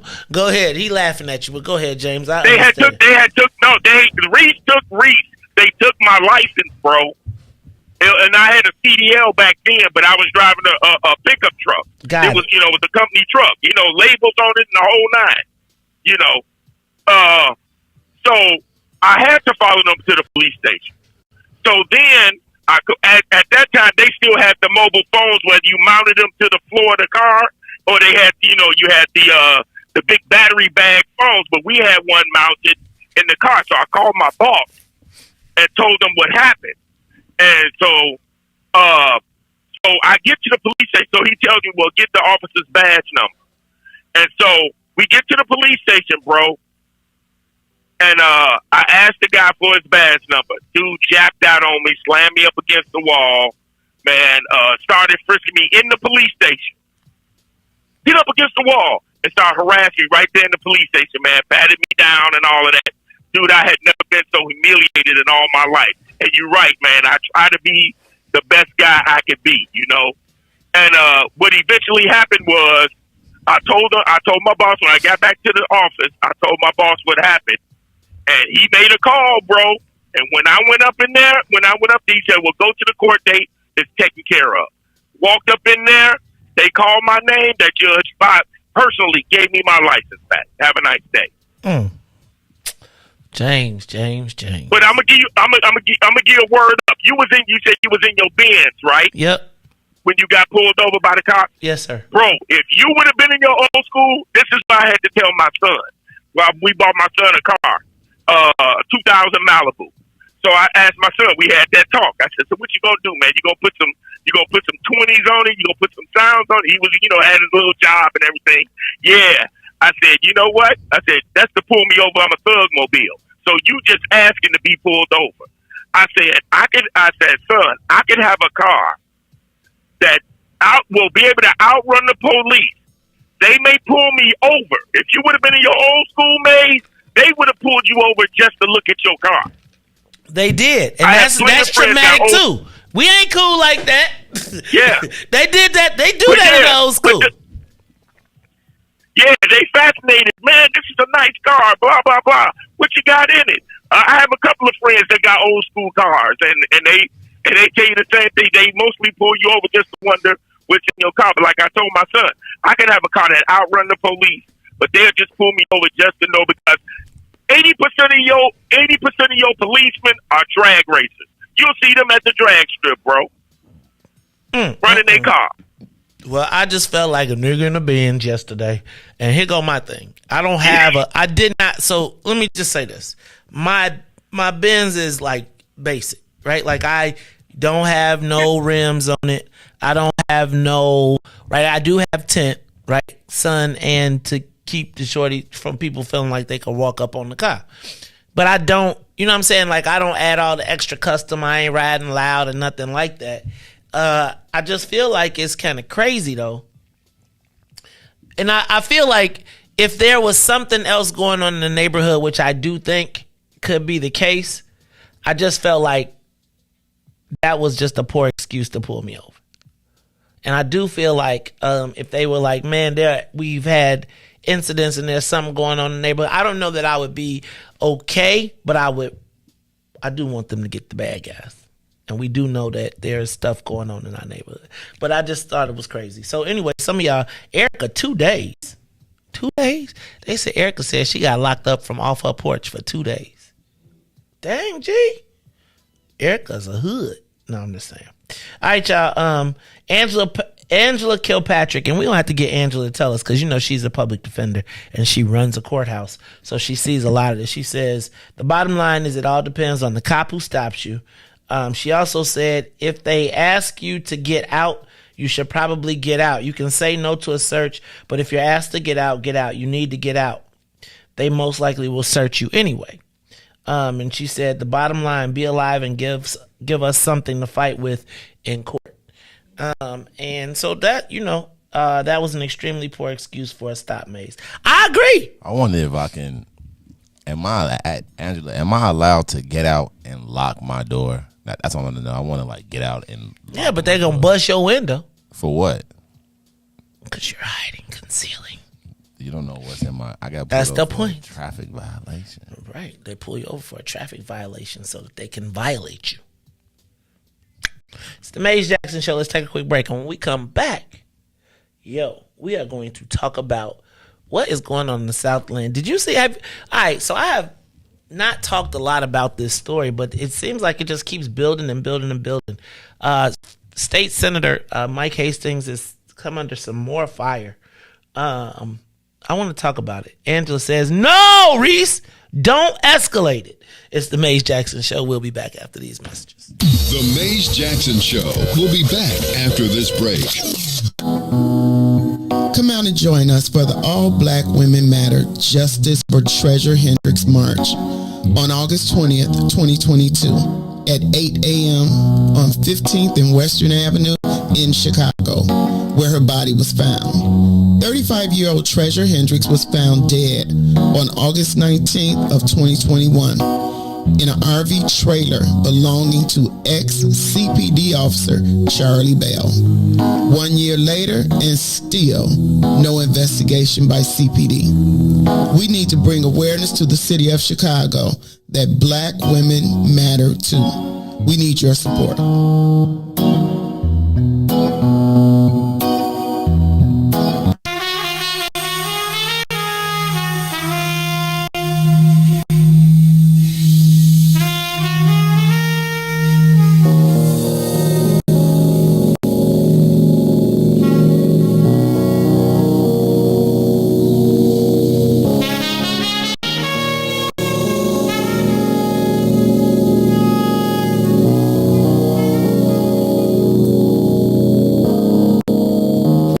In my mind, gotta designate what to leave, what to take, and appreciate. A lot of people talk fly, but I levitate. Rise above with the love when I meditate.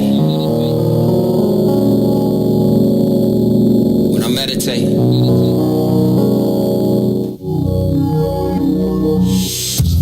I roll with God cause he never late. My son Dal in denial of the Ben Franks. On the road, let's travel with a full tank. Revolutionary overture, that's two saints. That's two sons. That's two saints. Like Peter Paul, me and you could be the new saints. Let me paint a new picture on the 16. Woolly haired black man with divine genes. Yeah, I be rapping, but these 16's art. Cathartic, therapeutic, really who needs charts? All I need is heart, God's love and some knowledge. Acknowledge, don't acknowledge, I be good to be honest. It's like, if you never knew my name, at least I know me.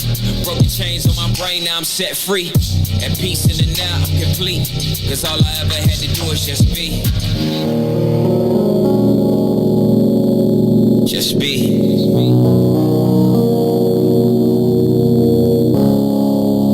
Lot of thoughts in my mind, gotta designate what to leave, what to take, and appreciate. A lot of people talk fly, but I levitate. Rise above with the love when I meditate.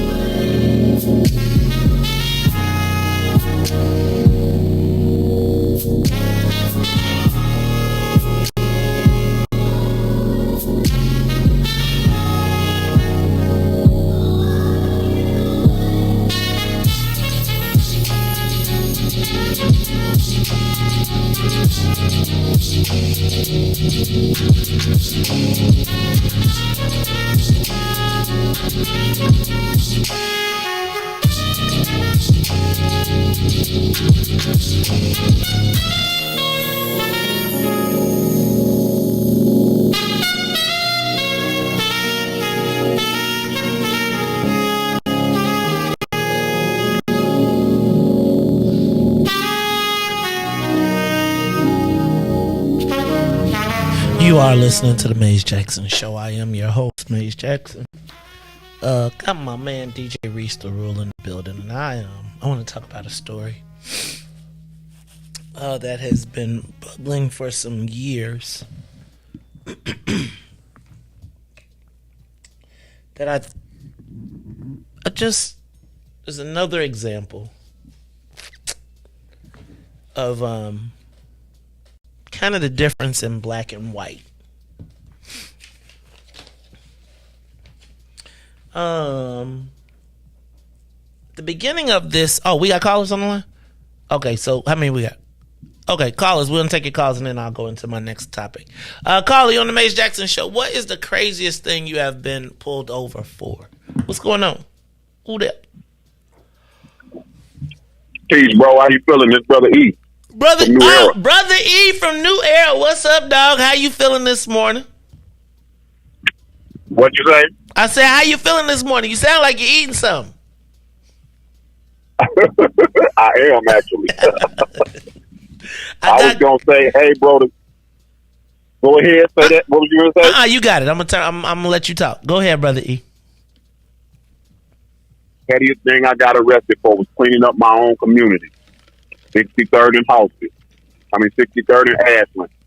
We had a big old fight with the police for cleaning up the community, trying to organize the people and whatnot. You know what I'm saying? And I personally can't wait till the community get on one accord so we can deal with their ass. So back up. How you get arrested for cleaning up your own community? Just frame that for me. So help me understand, y'all.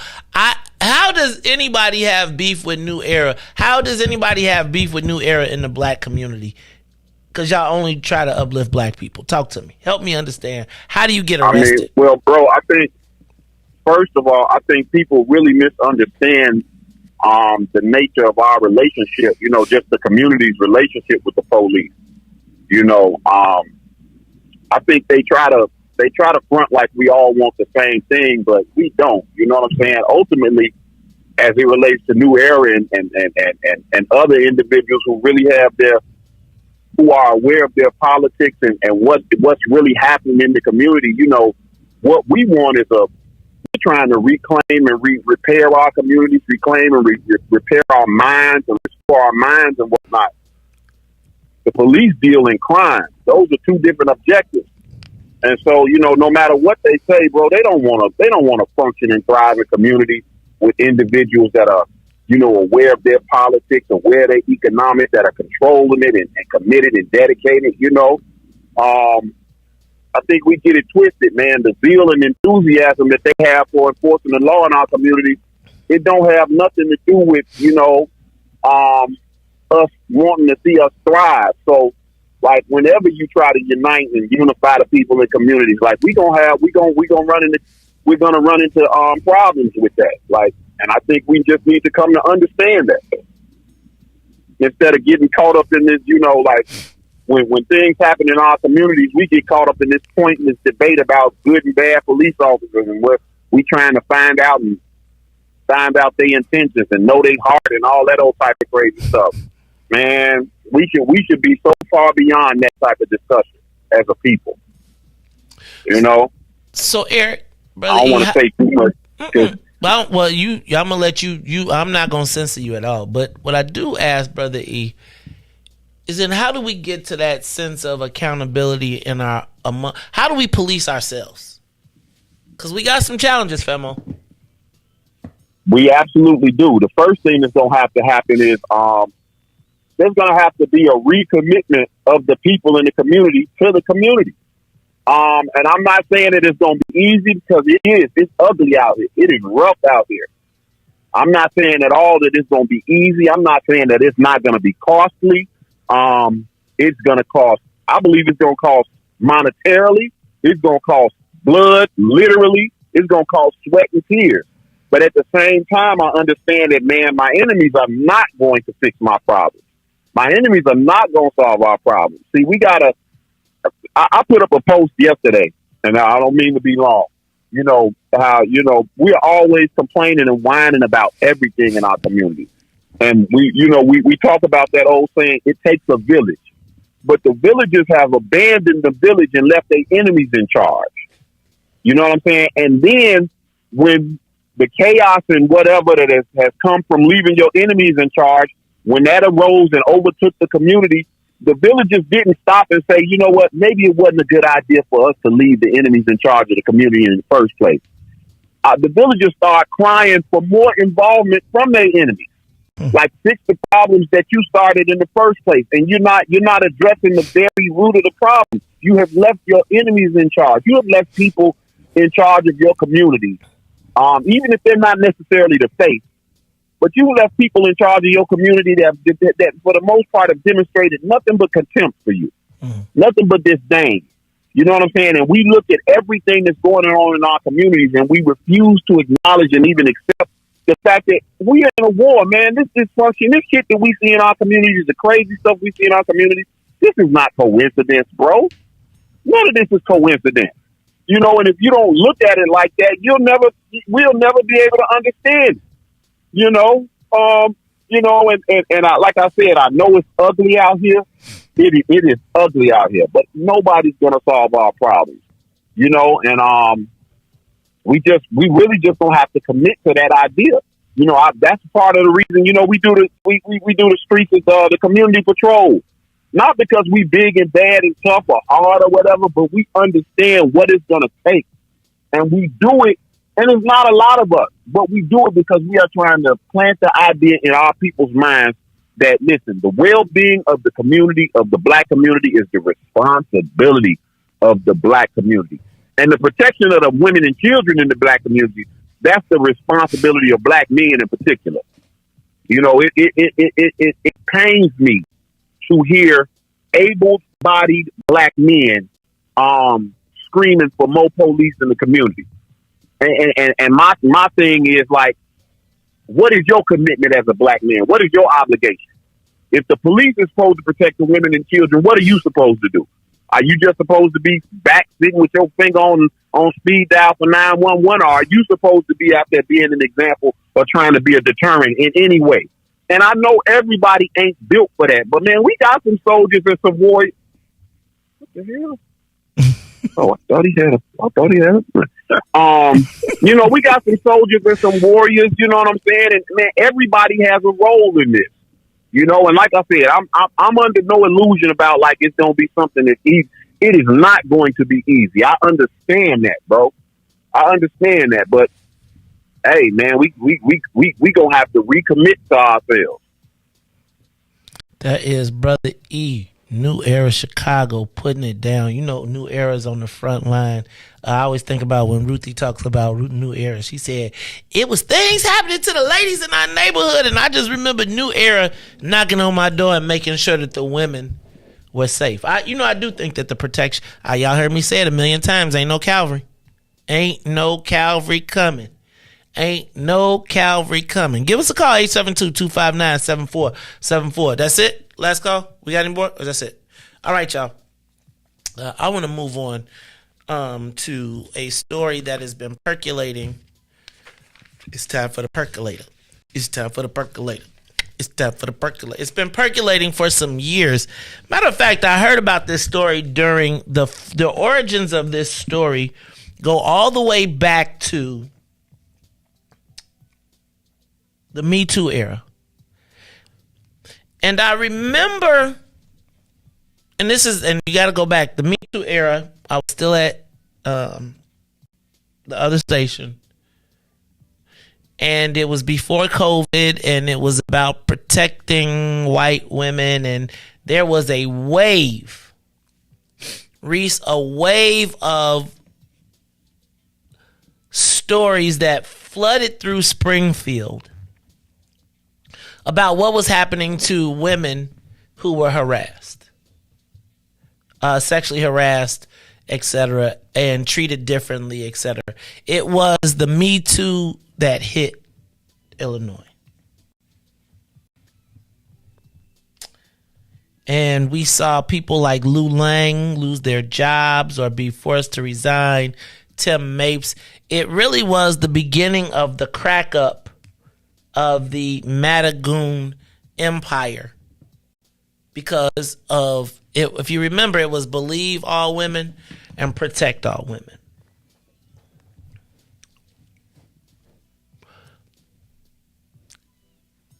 And I remember during this era, there was a quiet story that was percolating, but it never seemed to get the attention that all of the stories of people, it never seemed to get the attention of all of the white women who were telling their stories, but yet and still something was alleged to be happening to a black woman who was involved with, not involved physically, but involved or working in Springfield or working with a legislator. But nobody said anything. There was nobody that was coming to her defense. As a matter of fact, as the Me Too era exploded in Springfield, white women came from all corners telling their stories, sharing what happened to them. In that process, Riis, I got to be honest, I don't think that I saw a lot of black women mentioned. Now, there's two reasons I don't think I see a lot of black women mentioned. First of all, I do think that there is some level of being family in Springfield for black people, if that makes sense. Like, I feel like most of the black people in Springfield have some connection to somebody somewhere that someone cares about. So they're not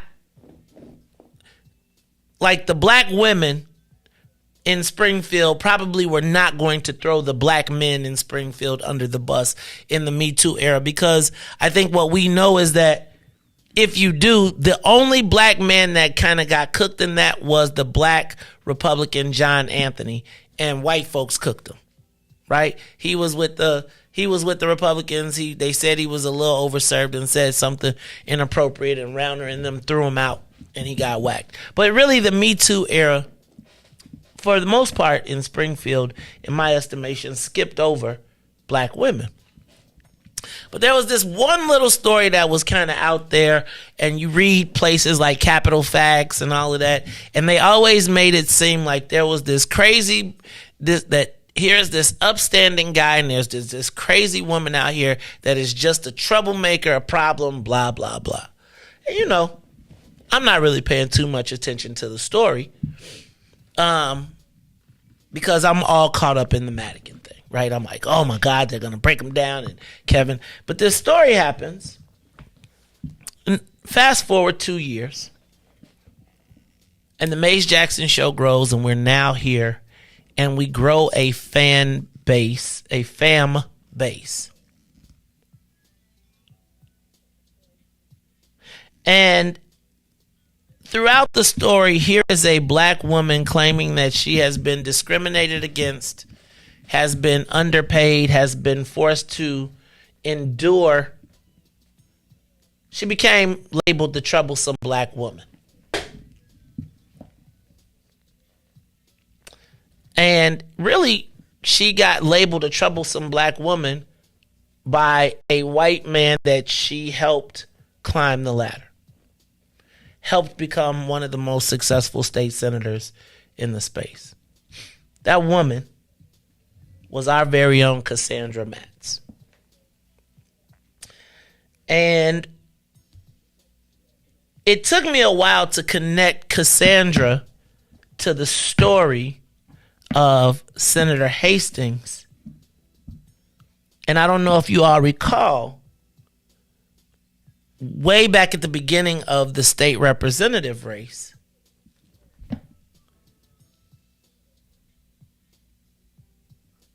Secretary of State race, Senator Hastings had announced that he was going to run. And he had gotten a big contribution from one of the labor unions, and many people, he was like a military veteran, star quarterback, all of the good stuff.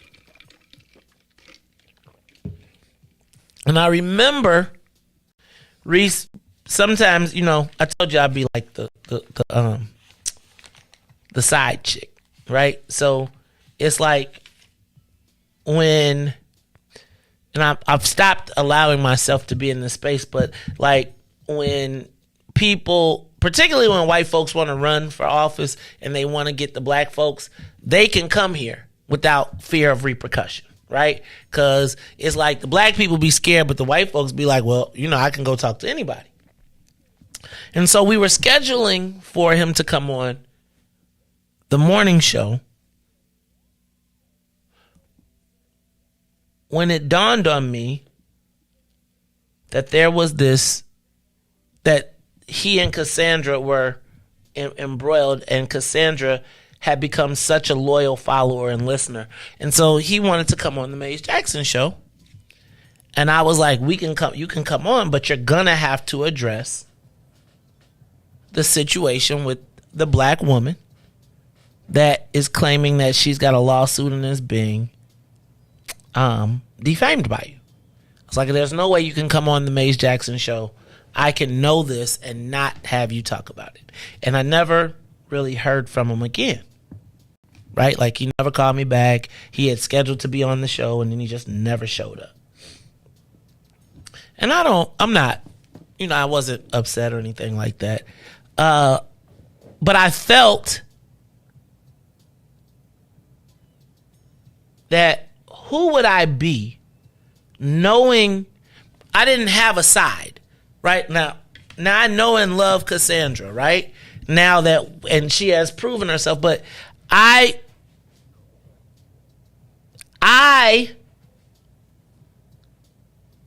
as Maze Jackson did not feel like I could allow that audience to happen without us talking about it. At least saying, hey man, you can't just, you got to settle that. You want to be Secretary of State, you got to settle this up with this sister, whatever. But you can't just come over to the neighborhood. Riis, have you ever, so this is what this is what I thought about. I know this is going to sound crazy. Riis, I thought about if somebody disrespected a member of my family and then you invite them to the picnic. Can you imagine Cassandra waking up and it's all happy-go-lucky and we all like da-da-da-da, and you got a lawsuit and none of your people say anything. They just like, it's cool. And so I felt like we had to address the issue. And so when we said that we were going to address the issue, then we never heard anything about it. And I didn't really talk about the story. I didn't make it a big deal. I just thought it was interesting. Then last week, a story popped up. And remember, we were talking, I want you to think about, so here's Cassandra, black woman in the Southland, who is claiming that she has been discriminated against and nobody is backing her. Nobody black in the Southland is backing her up. She becomes a troublemaker, right? Troublesome black woman. Now, y'all know our sister and y'all know how much she gives to the people. Then, Riis, I see this story last week about the senator suing a town for releasing a police report, in which it is alleged that he choked out his wife.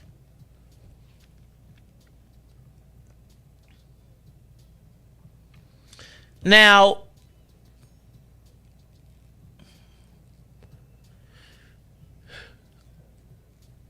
I'm starting to ask more questions. Okay?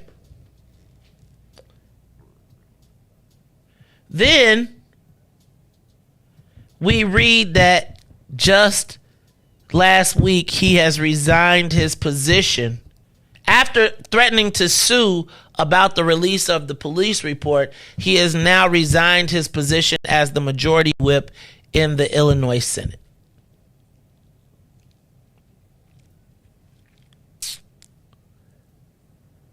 Because, Riis, no one is going to want to have to explain this report, right? And then I'm going to recall some things that have happened in the campaign cycle and how people have referred to our sister, who is now apparently being justified. Like, I felt like in this story, and here's what's crazy to me.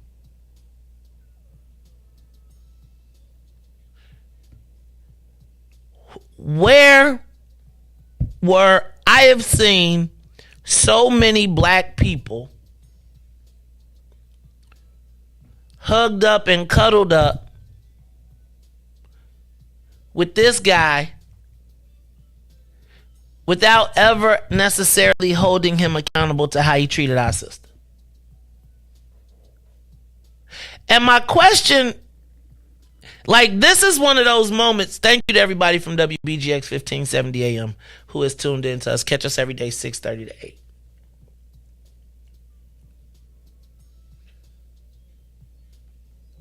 8. My question becomes, why no one cared when it was Cassandra? Like, who defends black people? Riis, you can't have allegations of assaulting a sister or being discriminatory against a sister and all the black people make you comfortable and the sister uncomfortable.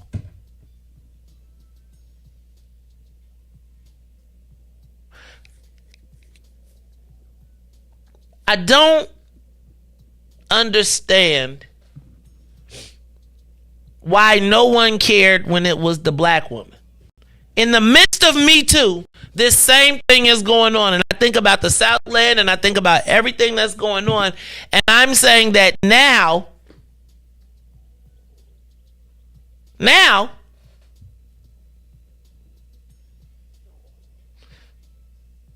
nobody. When do we have our own backs? Like, when do people feel like it is not okay to disrespect any of us? Like, I gotta tell you, bro, you gotta feel a certain way when you know that you have been wronged and your own people are acting like you the crazy one.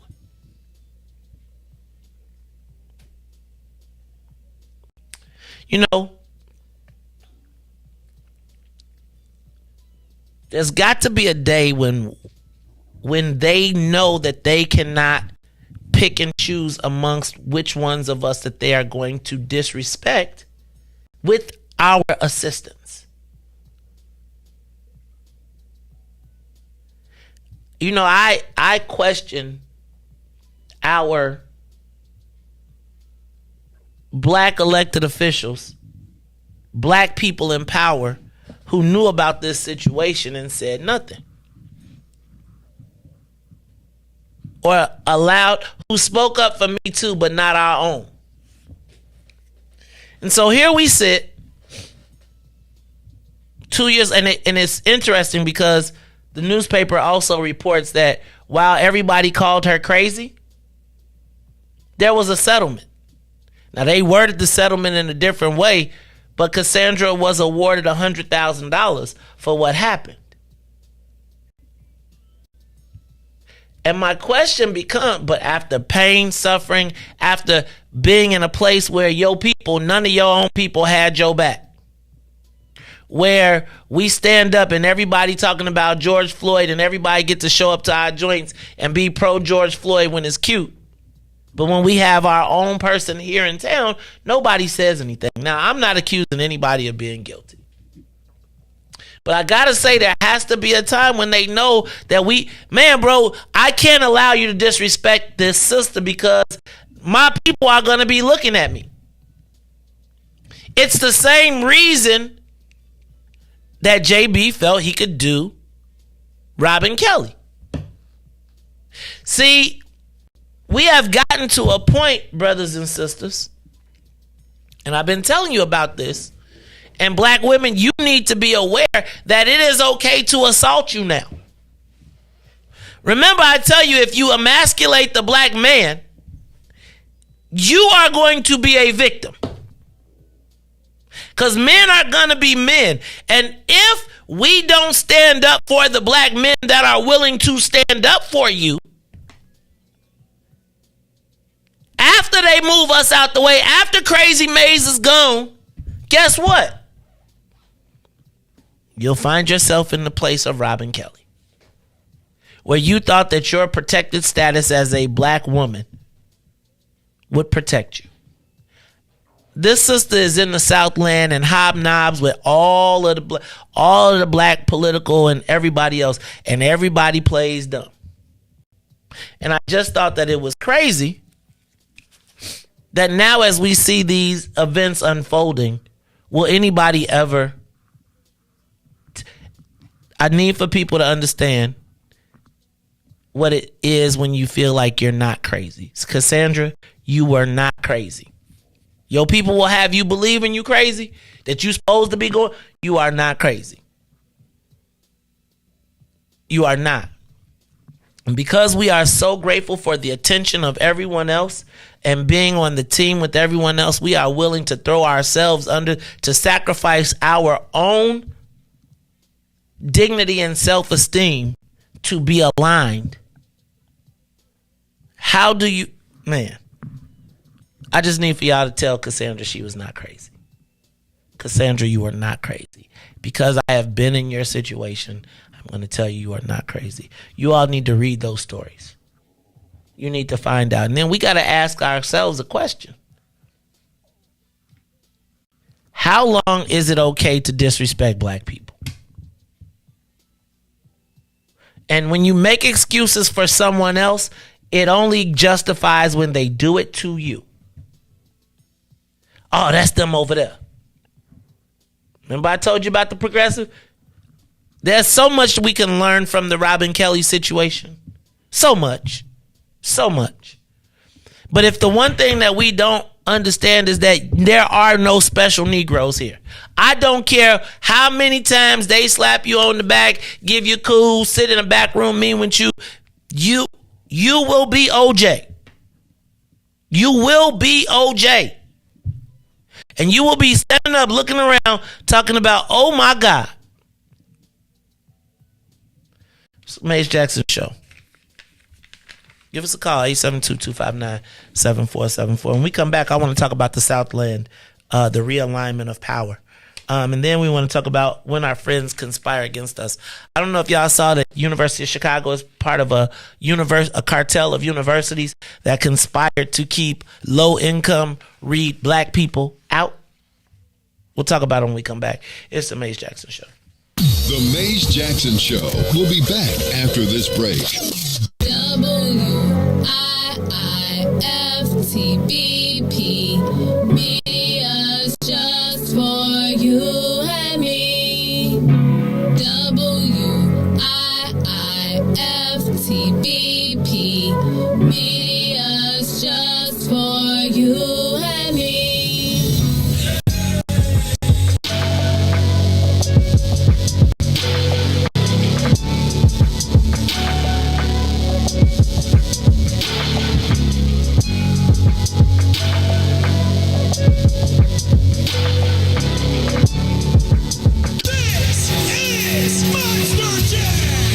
Official Monster Truck Series. Witness the world's best drivers competing in your favorite Monster Jam trucks. Be part of the action. Let's hear it! Make some noise! Brought to you by Great Clips. Get your savings coupon from participating Great Clip salons and save 20% on select tickets. See savings coupon for restrictions and details. Coming to Allstate Arena September 16th through 18th. Yeah. Ruthie Mo, Riis the ruler, Maze Jackson. This is the reparations interlude. We not asking, we demand it. So go on, make my payments high. Tell the government to cut them reparations, make them high. Not no SBA loans, just run the bread, make it high. Tell the government to cut them reparations, make them high. Check it out. First drug lord was President Nixon. Oval Office was the trap house where he was tipping. Got the drugs from Nicaragua and gave us crack. Declared war on blacks. Man, tell him to cut the check and tried to make it seem like a revolution. CIA was the corner boys for distribution. We could tear this country in half for retribution. But I'd rather get some restitution, so tell him to cut the check. John Singleton, man, he already told y'all. He broke it down for you when he made Snowfall. They locked us all up and created whole laws. So send a message like a cold call. Tell them to cut the check. Look, we built this city. We built this city. Back, put this country together and gave them hella aid. A lot of blood, sweat, and tears. Over 400 years. Been punching the clock, but yeah, we still ain't got paid. Look, they paying the immigrants. They paid the Jews. Executive orders, man, they made the rules. I want my 40 acres, you can save the mule. Cause as of right now, we getting played for the fool. Look, for sterilization, Tuskegee experiment, Rosewood, Japanese internment.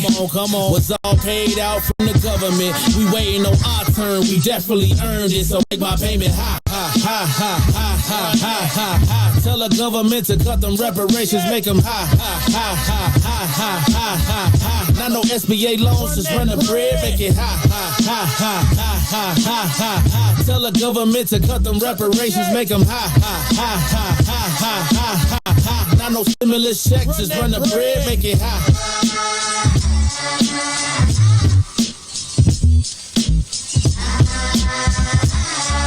Yeah, Ruthie Mo,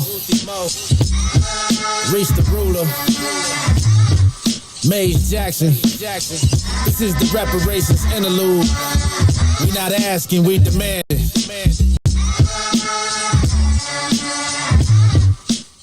Back to the Maze Jackson Show. You are listening to the most dangerous show. This is What's in It for the Black People Radio. Maze Jackson. Maze Jackson, the most vociferous advocate for black people in the world. For Ruthie Moore, for Ty Stroger, I am the host of the Maze Jackson Show, asking every single day, what's in it for the black people? And if you don't like it, you can still tell them Maze said, Mayor Lightfoot, man, we ain't accepting that. We ain't accepting that. Let's go. Yeah.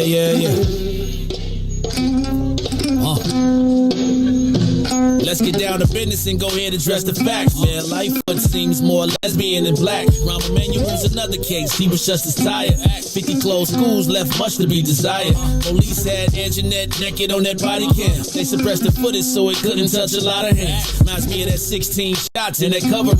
Both of them similar, so I went and dug it up. George Floyd killed, a lot of riots happened in the town. Southside burned and they wouldn't let them bridges down. Grandmother sick, need a prescription and plus a couple groceries. You gon' have to travel just to get it now. COVID-19 out here shutting all the business down. Not enough SBA loans to even give around. So many failed businesses that you could put them in the pile. If you don't survive the pandemic, it's gon' sit you down. We sing, dance, play ball, entertain, and crack jokes. Government infested black neighborhoods with crack smoke. System that milked us so bad, we got lactose. Still trying to find out what's in it for us black folks. We sing, dance, play ball, entertain, and crack jokes. Government infested black neighborhoods with crack smoke. System that milked us so bad, we got lactose. Still trying to find out what's in it for us black folks. Shout out to Willie Wilson, hope one day you get to Senate.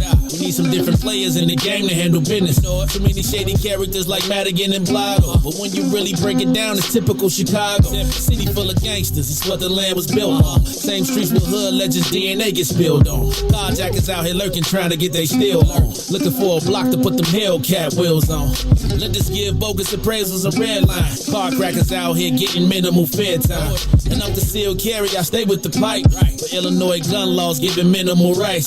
Stay up on the swivel, make sure I'm moving tight. Check all of my mirrors when I pull up to the light. Pick my homie up from out of town, man, he caught a flight. He was hella nervous, told him, shorty, this is a way of life. We sing, dance, play ball, entertain, and crack jokes. Government infested black neighborhoods with crack smoke. System that milked us so bad, we got lactose. Still trying to find out what's in it for us black folks. We sing, dance, play ball, entertain, and crack jokes. Government infested black neighborhoods with crack smoke. System that milked us so bad, we got lactose. Still trying to find out what's in it for us black folks.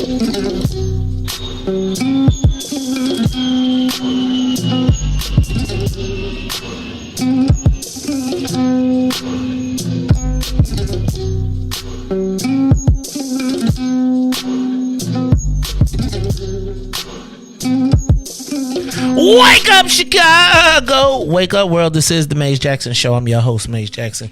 Got my man DJ Riis to rule on the ones and twos. Ruthie is out today. And we're going to take Todd out there because Todd came on one day and ain't been back since. Cut him out. I want to be like, and I'm going to figure it out. Anyway, I'm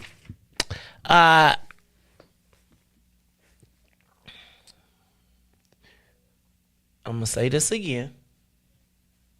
I'm going to say this again. I'm going to say it again. There are no special black people. And we have been complicit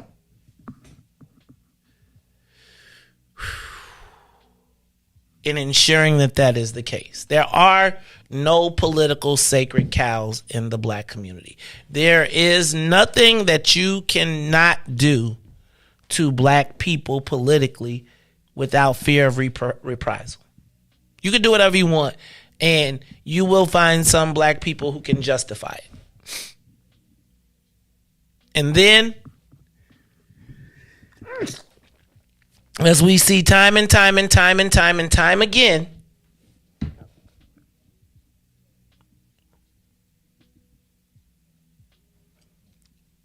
when given the opportunity to prove that you are special, they prove that you are not.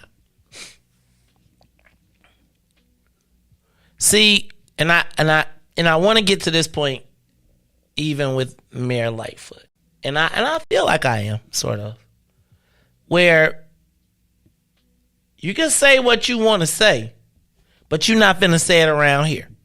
Right now, we can talk about who we want to talk about, but you, my friend, are not. And I think it's a problem because we give white folks license to attack black people on black issues. We give white people the ability to come into our space, put their opinions on, and we respect them more than our own. And then when it's our turn, we don't have that. We expect a response, and it doesn't work that way. It's like They have to know that there are certain things you just can't do. I'm just here to tell you, there's not going to be an incident where a black man is going to be able to be disrespectful to a white woman and white men will be complicit. It's not going to happen. Not publicly, it's not. It's not. And the challenge with that is that when you allow those to happen, there's no rules. And so they use the same rules on you. So here you got a black woman that all these black women in the Southland know, and ain't nobody said nothing. And I see all y'all in pictures and no accountability. What is the penalty for disrespecting black people in Illinois? And I got to tell you, there is none. Caller, you on the Mace Jackson Show. What's going on? Caller, you there? Shalom. What's up, Israel? How you feeling, man? King Israel, the Jeep rider. I appreciate it. Appreciate that. Yes, sir. I got to expand the kingdom out to the Southland. I've been hearing you talk about that for a while. And I got for the world to know I'm independent. But right now, where these Democrats acting, I got to, ride with it, see what they on. Because I was talking to the Republican chairman of Chicago. Do you want to get him on your show? He more than willing. Baby's scared, but I can get some people on your show. I mean, I told you I'm gonna give black folks the opportunity to hear from everybody. So you set it up, we'll knock it down. I want black people to Here's my thing. I'm about tired of people telling us who we can talk to, who we can listen to, who we can share, and then they talk to everybody. Right? They talk to everybody. Exactly. Then they get to be disrespectful, and ain't nobody standing up for it's crazy to me. So go ahead. Yeah, Israel. I mean, we're welcome. Everybody has a platform. Okay, no. Other than Robertson, I know you'd be hating on Robertson. I went to Thornton too in the Southland, so I got. Well, at least that was still. You can claim that one then, because it's still around. Not. I saw that article, but I didn't know Cassandra was involved with that chump Hastings, so I'm going to go and support the Republican against him. I know they're going to be crying, but it's a Republican candidate running against that chump Hastings. I just think it's crazy to me that everybody, know who are the black men that he has to at least say, well, this is how it happened. I feel like you got to explain, here go my thing. There's who has confronted the situation on behalf of the sister. Forget the issues cuz there's no disrespect of sisters. You don't get a pass. And if we're gonna be politically opposite, that's cool, but you won't get to do that. Yes, sir. From the streets to the suites, man, I be moving around. Black people are lacking leadership, man. They misleading us, man. Zuccarelli was out there and played, man. They were kissing this, you know what? That chump, I ain't gonna call him out because I'm speaking on the dead like that, but he gone. So they imploding like that. So I ain't finna go out there and kiss no butt because I know they kissing the governor butt. So I'm just have to go on, take the R out there, and let it be. So like you say, ain't nobody gonna say nothing to them dudes. They be hugging up and smiling in their face. I ain't gonna mention his name though, but they scared of what you went through with that dude that got from Cabrini Green there when they came at him. Mm-hmm. They better gun line, boss. I'm sick of these cowards, man. Man, Charlie, I just thank you, Israel. I think appreciate you. I just think it's crazy.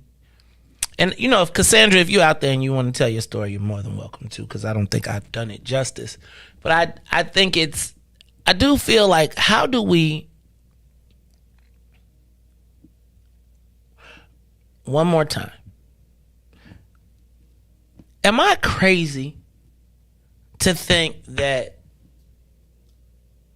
there should, am I crazy to feel like we should not be worried about being threatened? I think that it is amazing to me now, the audacity and the ability to threaten consequences, men to threaten consequences to women. Now you add to that the racial dynamic. And what does it mean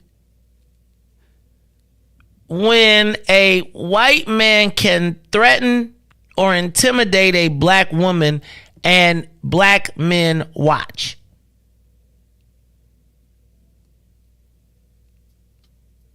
Right? Like, what does that send? And essentially, when they disrespect black women, in their minds, they say, your man ain't sheesh. He can't do nothing. Where is the refuge? Where is the safe space? Where do black people go when they are under threat or attack? That somebody says, we don't want that smoke.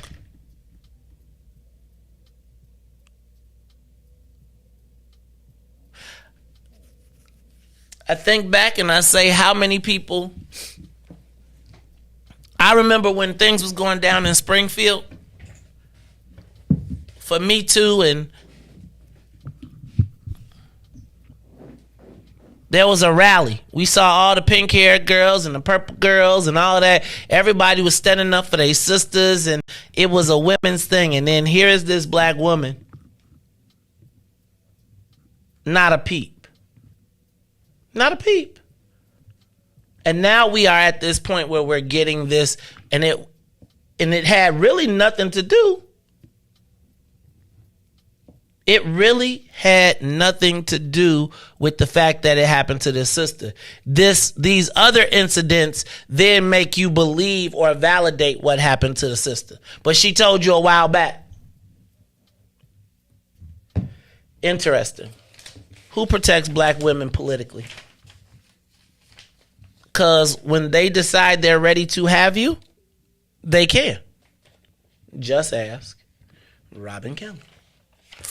I want to talk a little bit about what's going on in the Southland, though, and the realignment. Give us a call if you're out in the Southland. There's a lot going on in the Southland, and I want to know where the power lies. I saw a story that says that the new power base of the Southland is moving to Rich Township. Committeeman Calvin Jordan is now apparently positioned to be the kingmaker of the Southland. Now, he's the committeeman of Rich Township, and probably if you would have said this a year ago, no one would have said it. But now, with the death of Frank Zuccarelli, the Southland is up for grabs. Now, there's a lot going on in the Southland. There's Thornton Township, there's Rich Township, there's Bloom Township. And then there's an interesting coalition between Rich Township and Orland Township, which is the relationship between Committeeman Hastings, who is also the senator we were just referring to, and Committeeman Jordan, who both worked together against Robin Kelly. It's so crazy. So let's talk about it. The Southland, first of all, let's go. What in the hell is going on in Dalton? There seems to be a war going on in Dalton between the city council and Mayor Tiffany Henyard, who is the first female black mayor of Dalton. And if anybody is out in Dalton and want to give me a call, know what's going on, let me know. It seems like there is a battle for power.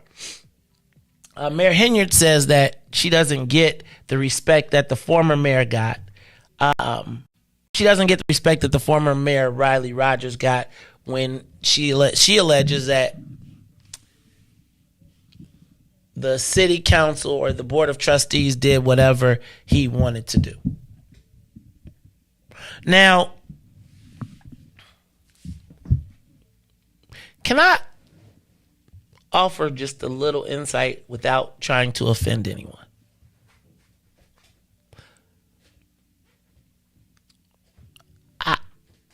So I'm gonna be honest with you. Mayor Henyard, I like Mayor Henyard, but I also like the trust. While Brother Edward Steve is a trustee from Dalton, And there seems to be a space between them.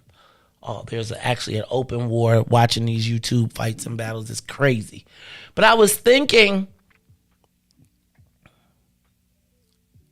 about how they always get us. So, Thornton Township, for all of my political career, was under the dominion of Frank Zuccarelli, a white man who figured out how to stay in control. And it was really like what used to happen in the city, where white aldermen stayed in control of black wards and made decisions for black people. But Frank Zuccarelli was widely acknowledged as the most powerful committeeman, and he was made widely the most powerful committeeman because of black people and their loyalty. Now, Frank Zuccarelli was born and grew up in South Holland, and so he was part of that. Remember when the Southland was all white? Remember when you went to South Holland and all of those places, and then there was white flight and people left, and all of those black suburbs, all those white suburbs turned black. Well, Frank Zuccarelli stayed and built an empire. Now, one of the things that people don't recognize about Frank Zuccarelli and why he was so powerful is because he was not only the Thornton Township committeeman, he was also the chairman of the board of South Suburban College, and he was the township supervisor. It's important for you to understand it's almost like the uniting of the seven kingdoms in the Game of Thrones. As the township supervisor, Frank Zuccarelli controlled, now each township has a supervisor, but that township supervisor, what he did, Riis, is he handled the food pantry and he handled all of the senior services. Who are the most important voters in a campaign? Senior citizens. Right?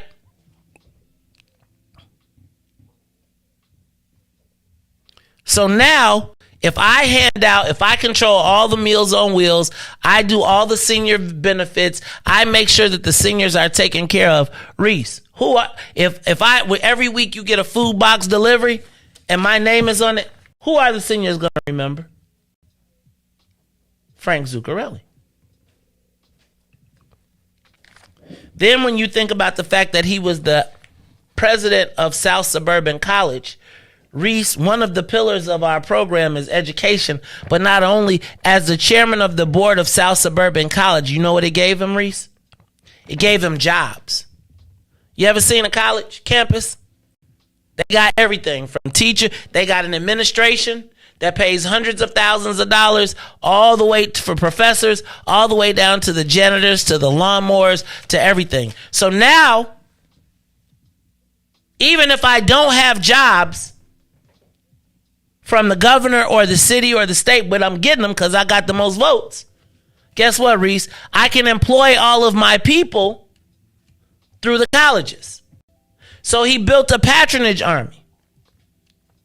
And then you add to the fact that he was a Democratic Party committeeman. And that makes him, he then controls the seniors, the patronage, and the politics. And with that, Riis, he was able, over a 20 to 30 year process, able to become the undisputed king of the largest Democratic voting turnout township in the entire state, controlled by a white man. So Riis, think about this. The most dominant player in our political scene for black people was, guess what? A white man that could make every politician in Cook County dance to whatever tune or beat he wanted them to. Riis, he would make black people come to a spaghetti dinner and wait 2 hours to talk to him. Right? Because he controlled our power. Well, now Riis, he recently died. And when he died, all the power went up for grabs. But sort of like Madigan, if you've had control for 30 or 40 years and you lose it with no succession plan, the whole thing blew up. And so now we have to ask ourselves, where does the power lie in the Southland and in the South suburbs? You got Calvin Jordan in Rich Township. You got Bloom Township, which is primarily Latino now. And then you got Thornton. Oh, and then don't forget Bremen. But where does the power lie in the Southland? When we come back, we're going to talk about that and how can somebody consolidate it. We'll be back after these messages. The Maze Jackson Show will be back after this break. This is Monster Jam, the official Monster Truck Series. Witness the world's best drivers competing in your favorite Monster Jam trucks. Be part of the action. Let's hear it. Make some noise.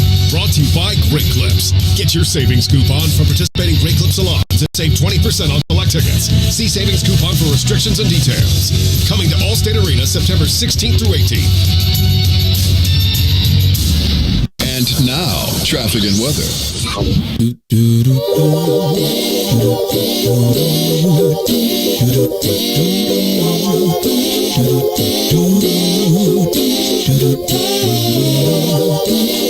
Good morning. What's in it for the Black People Media family? The time is now 8:33 a.m. and I'm Riis the Ruler with your Chicagoland area sports, traffic, and weather report.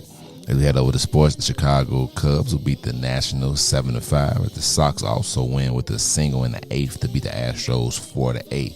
Don't forget tonight, WNBA playoffs officially kick off, and we kick it off with the go ahead, man. Go ahead. That's the thing? The WNBA champs will be on tonight. That's right. Our Chicago's own Sky look to defend their title tonight against the Liberty today. ESPN2, guys. Let's show them some support as we watch them defend their title and bring another one back home. Let's head over to traffic now on the Kennedy O'Hare to the Loop. 56 minutes outbound will be 42 on the Edens Deerfield to the Exchange. 51 minutes Exchange to Deerfield 49. Eisenhower inbound 54 minutes outbound will be 40 on the Stevenson. From I-355 to the Dan Ryan will be 1 hour outbound 40 minutes, while the Bishop Ford is 48 minutes I-80 to the Dan Ryan, 32 minutes back out. We move over to the Dan Ryan, 20 minutes to the Loop. We have 12 minutes to 95th on DuSable Drive South. 55th to Jackson will be 14 minutes. Jackson to 55th will be 8. On the north side, we got 9 minutes in both directions. Today's weather, it is currently 67 and sunny. Today will be a high of 79 with a low of 63. I'm Riis the Ruler, and let's go Sky here on The Maze Jackson Show. Time I used to dizzy. Since I come home, well, my body's been a mess. And I miss your ginger hair and the way you like to dress. Won't you come on over? Oh, stop making a fool out of me. Why don't you come on over there?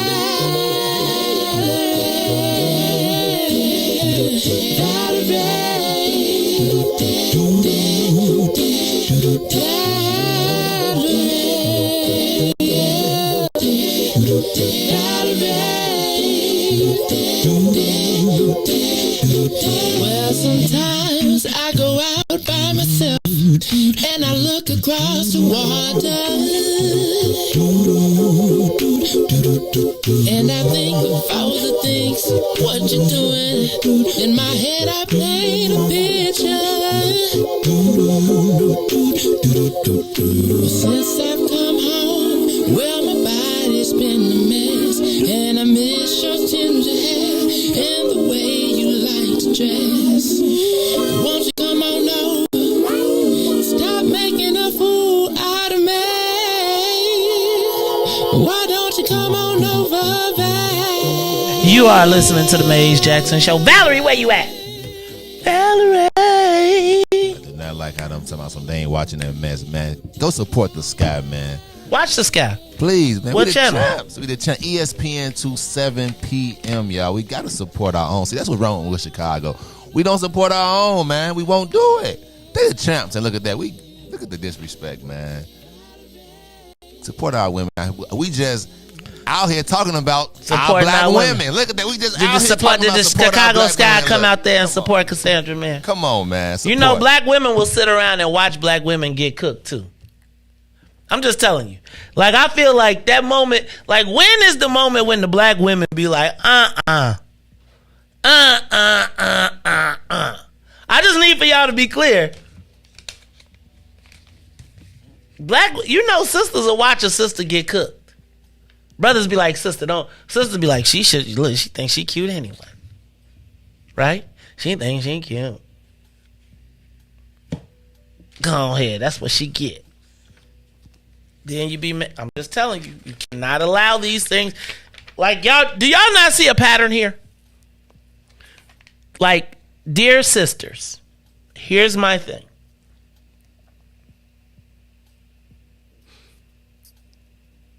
Yeah, first of all, dear black people, we got to get black people back. Like, I feel like there's a moment where, you know how, like, people try to step on the ice and see if it's gonna crack. And then if they step on the ice and it be like, they be like, whoa, let me stop. But if they step on the ice and it don't do nothing, they put a whole bit of weight on it and it don't go, then they just get used to walking. And then nobody becomes safe. I'm just telling you. It's like when they feel like they can comfortably come on and talk crazy about Kim Fox. I'm just telling you that because we want to be, you know how we say we not a monolith? We're not all the same. They be like, yes, you are. But Riis, y'all always want to be special. And then once the specialtiness is over, and then they'll reward one person to be like, see.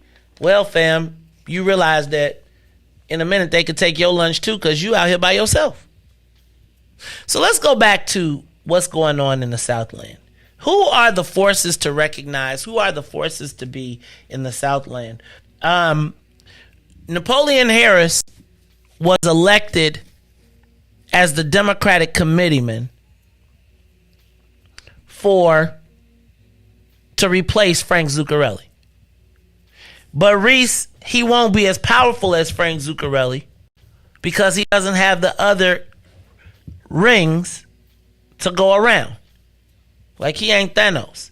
He's only got the political arm. But what we know about the politics is that, and we look at the races that we saw,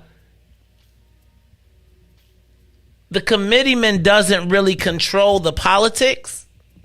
He's not really in control of the votes and the turnout. The committeeman is really in control. He really gets to take what the people do down to the county party and leverage it to vote on slating.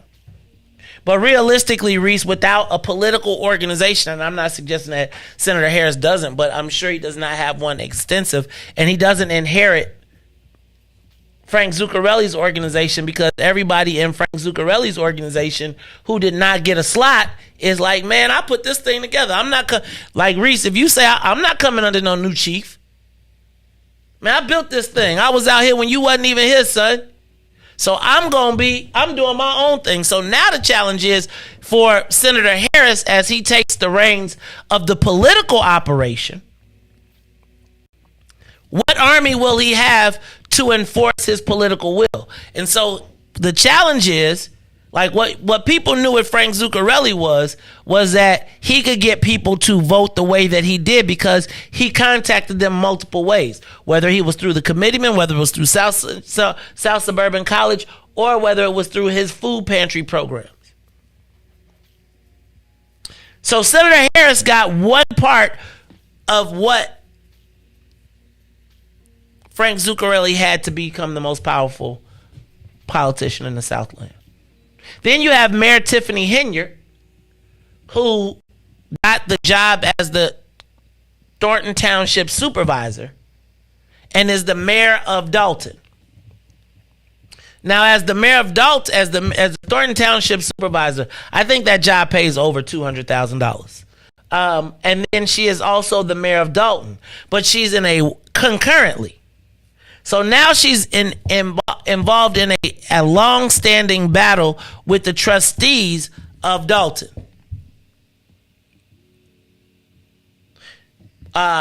She is alleging that the trustees always did what the other mayors wanted, but now that she is the black woman and is the mayor, they are giving her drama. I would say, respectfully, similarly to Mayor Lori Lightfoot, people talk about a rubber stamp city council, but it's only a rubber stamp when you have the rapport of the members who trust you or fear you. Absent trust or fear,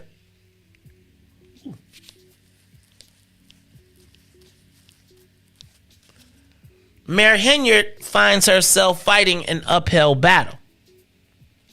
So while she controls the food pantry, which is what ultimately helps control the seniors, she was elected to fill the role for the remainder of Frank Zuccarelli's term. So the question becomes, can she translate that power that she has with the seniors into political power, all the while fighting at the local level because her council is trying to remove her? She is in the midst of a recall. They put it on the ballot. It actually passed. And so the citizens have voted to have a recall. So now it seems as though she will be under the fight. She will be trying to hold on to her mayor seat as well as the seat of the township supervisor. But Riis, understand that a big chunk of Frank Zuccarelli's power was being the committeeman and then being the township supervisor who controls the township food pantry. Because Riis, if you got a bunch of seniors, don't you think they rely on those groceries? They rely on those deliveries that come weekly. And if I am the local committeeman or I'm the Democratic Party committeeman, guess what I do? I say, because my name is still the same, you don't make the distinction. In every one of those food boxes, thank you from your good friend. But now Napoleon nor Tiffany have the advantage there. Because Tiffany she doesn't get the benefit of Thornton Township to go vote. So it doesn't build her political power unless she decides to run again in 4 years. The challenge is, Riis, she's got a recall election on the ballot right now coming up in November, as well as she'll have to run for mayor again.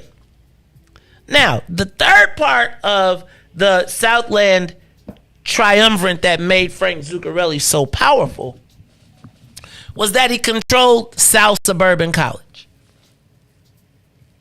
Riis, do you know why it's so important to control South Suburban College? Because it has an operating budget probably of upwards of $50 to $100 million. And as the chairman of the board, Frank Zuccarelli could control who got hired and who got fired there. So now, Riis, what they say, if you can feed them, you can lead them.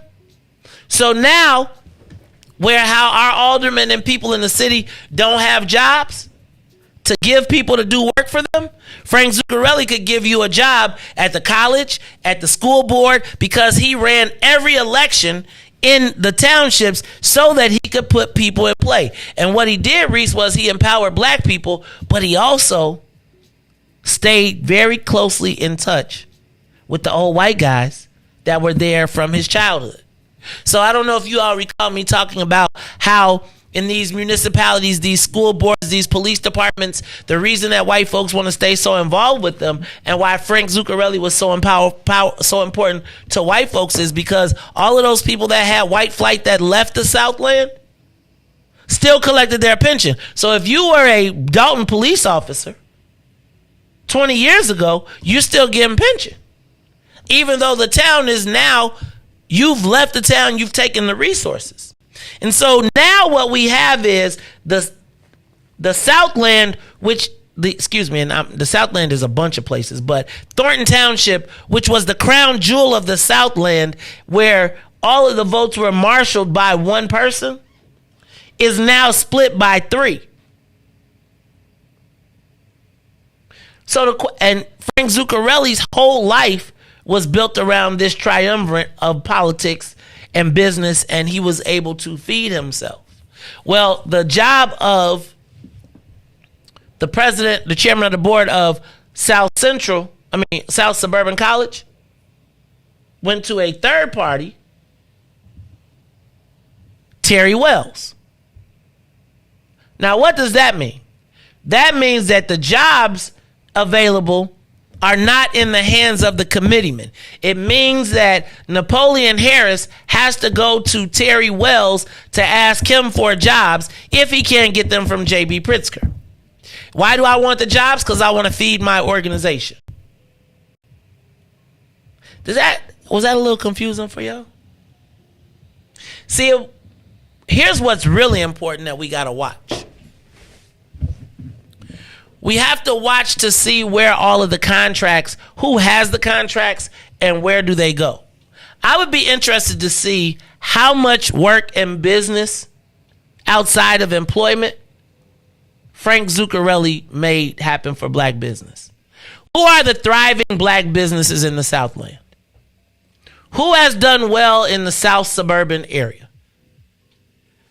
Is it flush with black restaurants? Because I want you to understand that while all of this was happening, guess what was happening as well? All of your retail was moving regionally. So your mall closed and Orland got bigger. Right? And as the resources were consistently drained, they went to wider areas, right? So think about how many of us go to Orland, which, right? You ain't got, where do you shop now? Where do you go to eat? So now, as the white folks left our areas, we leave behind a white boss who protects the interests of all of the people that were, of the white folks that were there that he grew up with. Because remember, Riis, he grew up there when it was all white.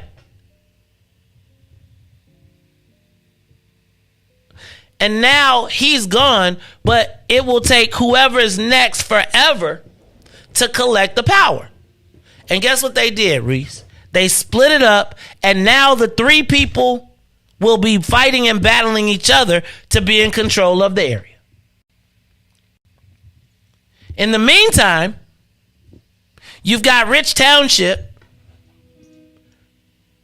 and Orland Township, where Senator Hastings and Calvin Jordan are both committeemen, and now they are looking to ascend. Now, Senator Hastings is going to have a problem, and Brother Jordan is going to have to decide how that falls.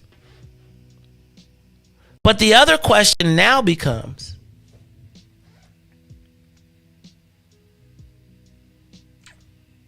who is the power broker for the Southland? Who are the power brokers? Because remember, Calvin Jordan and the Rich Township was also involved in aligning to take out Robin Kelly with JB. And so my question is, where are the lines? Who's the teams? Who do we side with? Because I'm going to tell you, we need to start finding who are our real allies.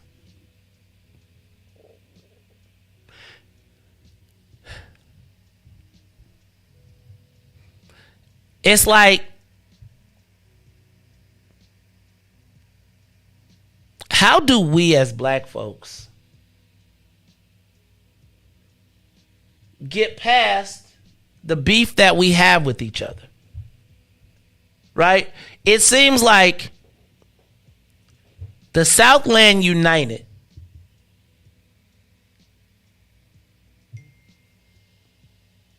The Southland united could change the dynamic. But the key is going to make sure that the Southland does not ever get united. And so what has started to happen is they're picking which black people will be on which team. Oh, Hastings gave up the committeemanship. Okay. When did that happen? I'm sorry. So he has given up the committeemanship. So now my question is, how do we, in this, Riis, the one time that we can take, do y'all understand that Frank Zuccarelli was the most powerful person politically and could back it up? And now that he's gone, they unwound it, unconsolidated it, and have now created 3 more groups of people that will be at war with each other, extending our war amongst ourselves another generation. May I ask you, humbly, what do black people need to do to win with each other? What does it take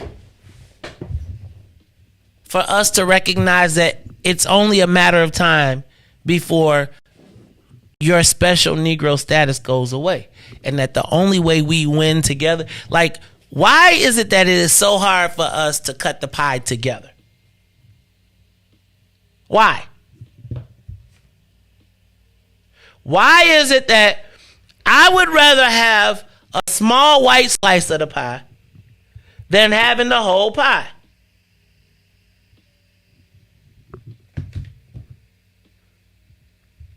Riis,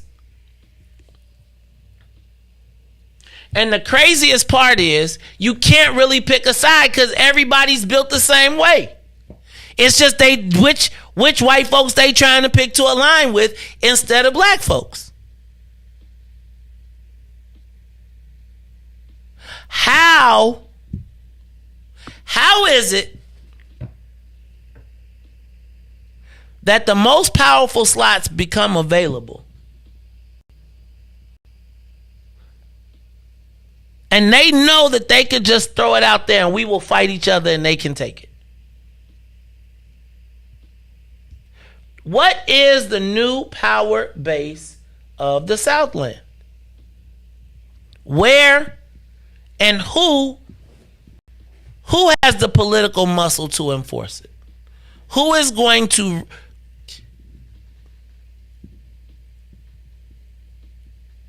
I don't know, man. Riis, in less than 13 days,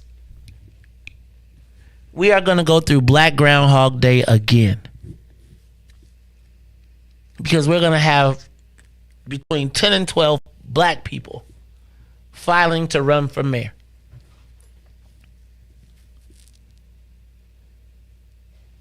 I'm going to go back to Robin Kelly.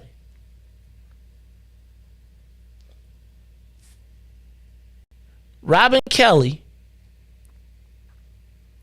when given the power,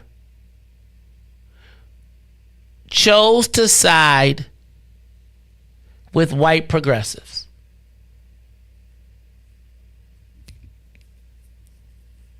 She did not buttress or build herself. She built her own power with people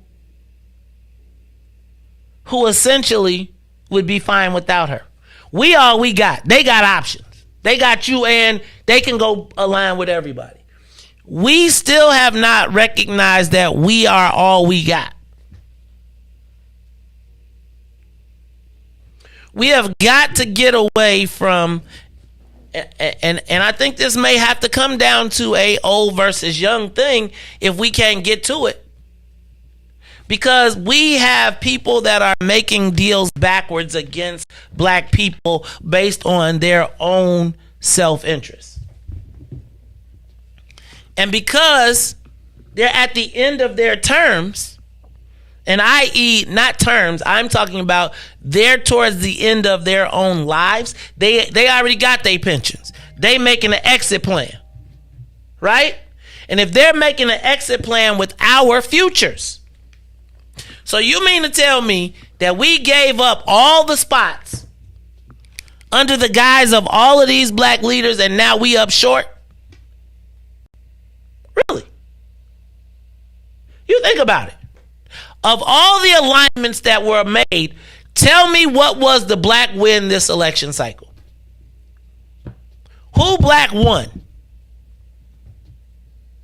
Like, how did, and if you won, did you win from us losing?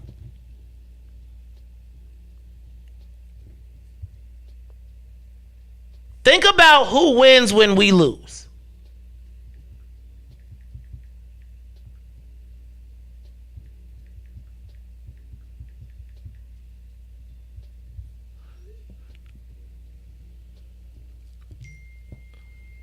I gotta ask you,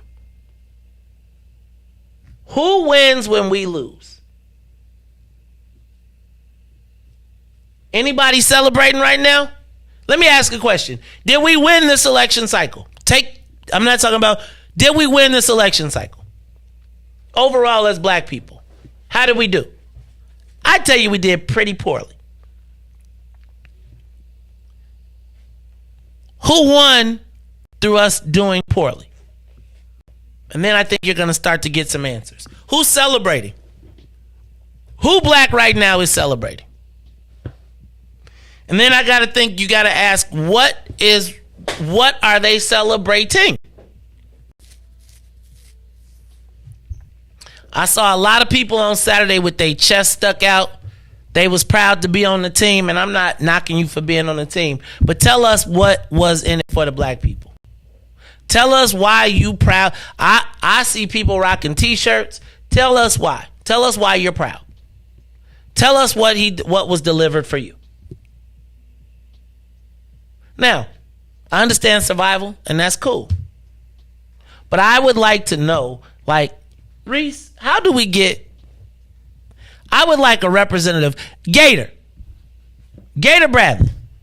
I would like for you, my brother, as a friend, to come and as a vociferous advocate, because we probably will not be able to get somebody. I'd love for you to come on the show and talk to us about JB and tell us what it is we need to know. I am going to invite representatives of every campaign who I just want you to tell us what am I missing? Correct me. I think about all of those, the black women coalitions, the Southland women and blah, blah, blah, blah, blah. And I think about when our sisters you watch when one sister got assaulted, but then want everybody to jump in when it's the one you pick. We can't allow other people to be picking our people off, period. The moment you allow one person to use the N-word, and I'm using this figuratively, they think they have license to do it to anybody. And then you think you special until it's your turn.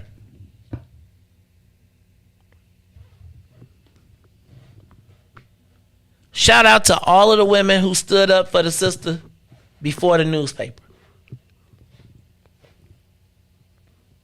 Shout out to all the people who claim black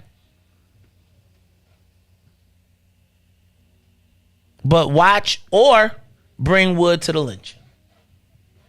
Look, y'all, this is the Mace Jackson Show. I'm your host, Mace Jackson. Okay, I promise I won't be here tomorrow because I got to get the boy to school. But y'all pray for us, man. We you know, the family, everybody going to be at the crib. The boy going to a new school. He will no longer be a Mustang. He's going to be a Tiger. He'll be having the little girls over the Riis, yesterday we was at the place. He was buying a shirt, and this girl came down and said, "I need a shirt for Holy Trinity." He was, "Dad, let me see your card." I'm excited for him, man. I'm excited for him. I'm excited for the whole thing. I also want to say I'm excited for what the potential for black people could be if we could only have love for self. I want to tell y'all, all y'all that was out there, all the black people were out women's marching. We had we want to go to New York and LA and we want to be on TV when we have our own cases right in town. And I just think about, I got to say to my girl Cassandra, you are not crazy. You are not stupid. There are people that got your back, even when it's inconvenient. Even when it's going to be the powers that be. Even when your own people won't stand by. Look, y'all. This is the Mace Jackson Show. I'm not going to be in a space, and I got to work on the Mayor Lightfoot piece. I know. But I'm not going to be in a space, and you can count on this. I'm not going to be in a space where white folks feel like it's okay to attack black people. There is a new level of confidence that the white world is having, particularly in how they deal with black women. And black men, is going to be incumbent upon us to step up, because again, while women think they can handle it all, they can't. Dr. Francis Cress Wilson put it all together for you. I ain't going to go there today because I got to wrap up. I got a meeting to go to. But look, I am the host of the Mace Jackson Show, where every single day we ask the question, what's in it for the black people? So for Maze, Riis, and Ruthie, if you don't like it, you can still tell them. Maze said, we out of here.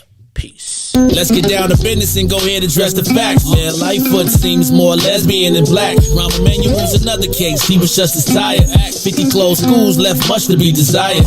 Police had Anjanette naked on that body cam. They suppressed the footage so it couldn't touch a lot of hands. Reminds me of that 16 shots in that cover-up. Both of them similar, so I went and dug it up. George Floyd killed, a lot of riots happened in the town. Southside burned and they wouldn't let them bridges down. Grandmother sick, need a prescription and plus a couple groceries. You gon' have to travel just to get it now. COVID-19 out here shutting all the business down. Not enough SBA loans to even give around. So many failed businesses that you can put them in the pile. If you don't survive the pandemic, it's gon' sit you down. We sing, dance, play ball, entertain, and crack jokes. Government infested black neighborhoods with crack smoke. System that milked us so bad, we got lactose. Still trying to find out what's in it for us black folks. We sing, dance, play ball, entertain, and crack jokes.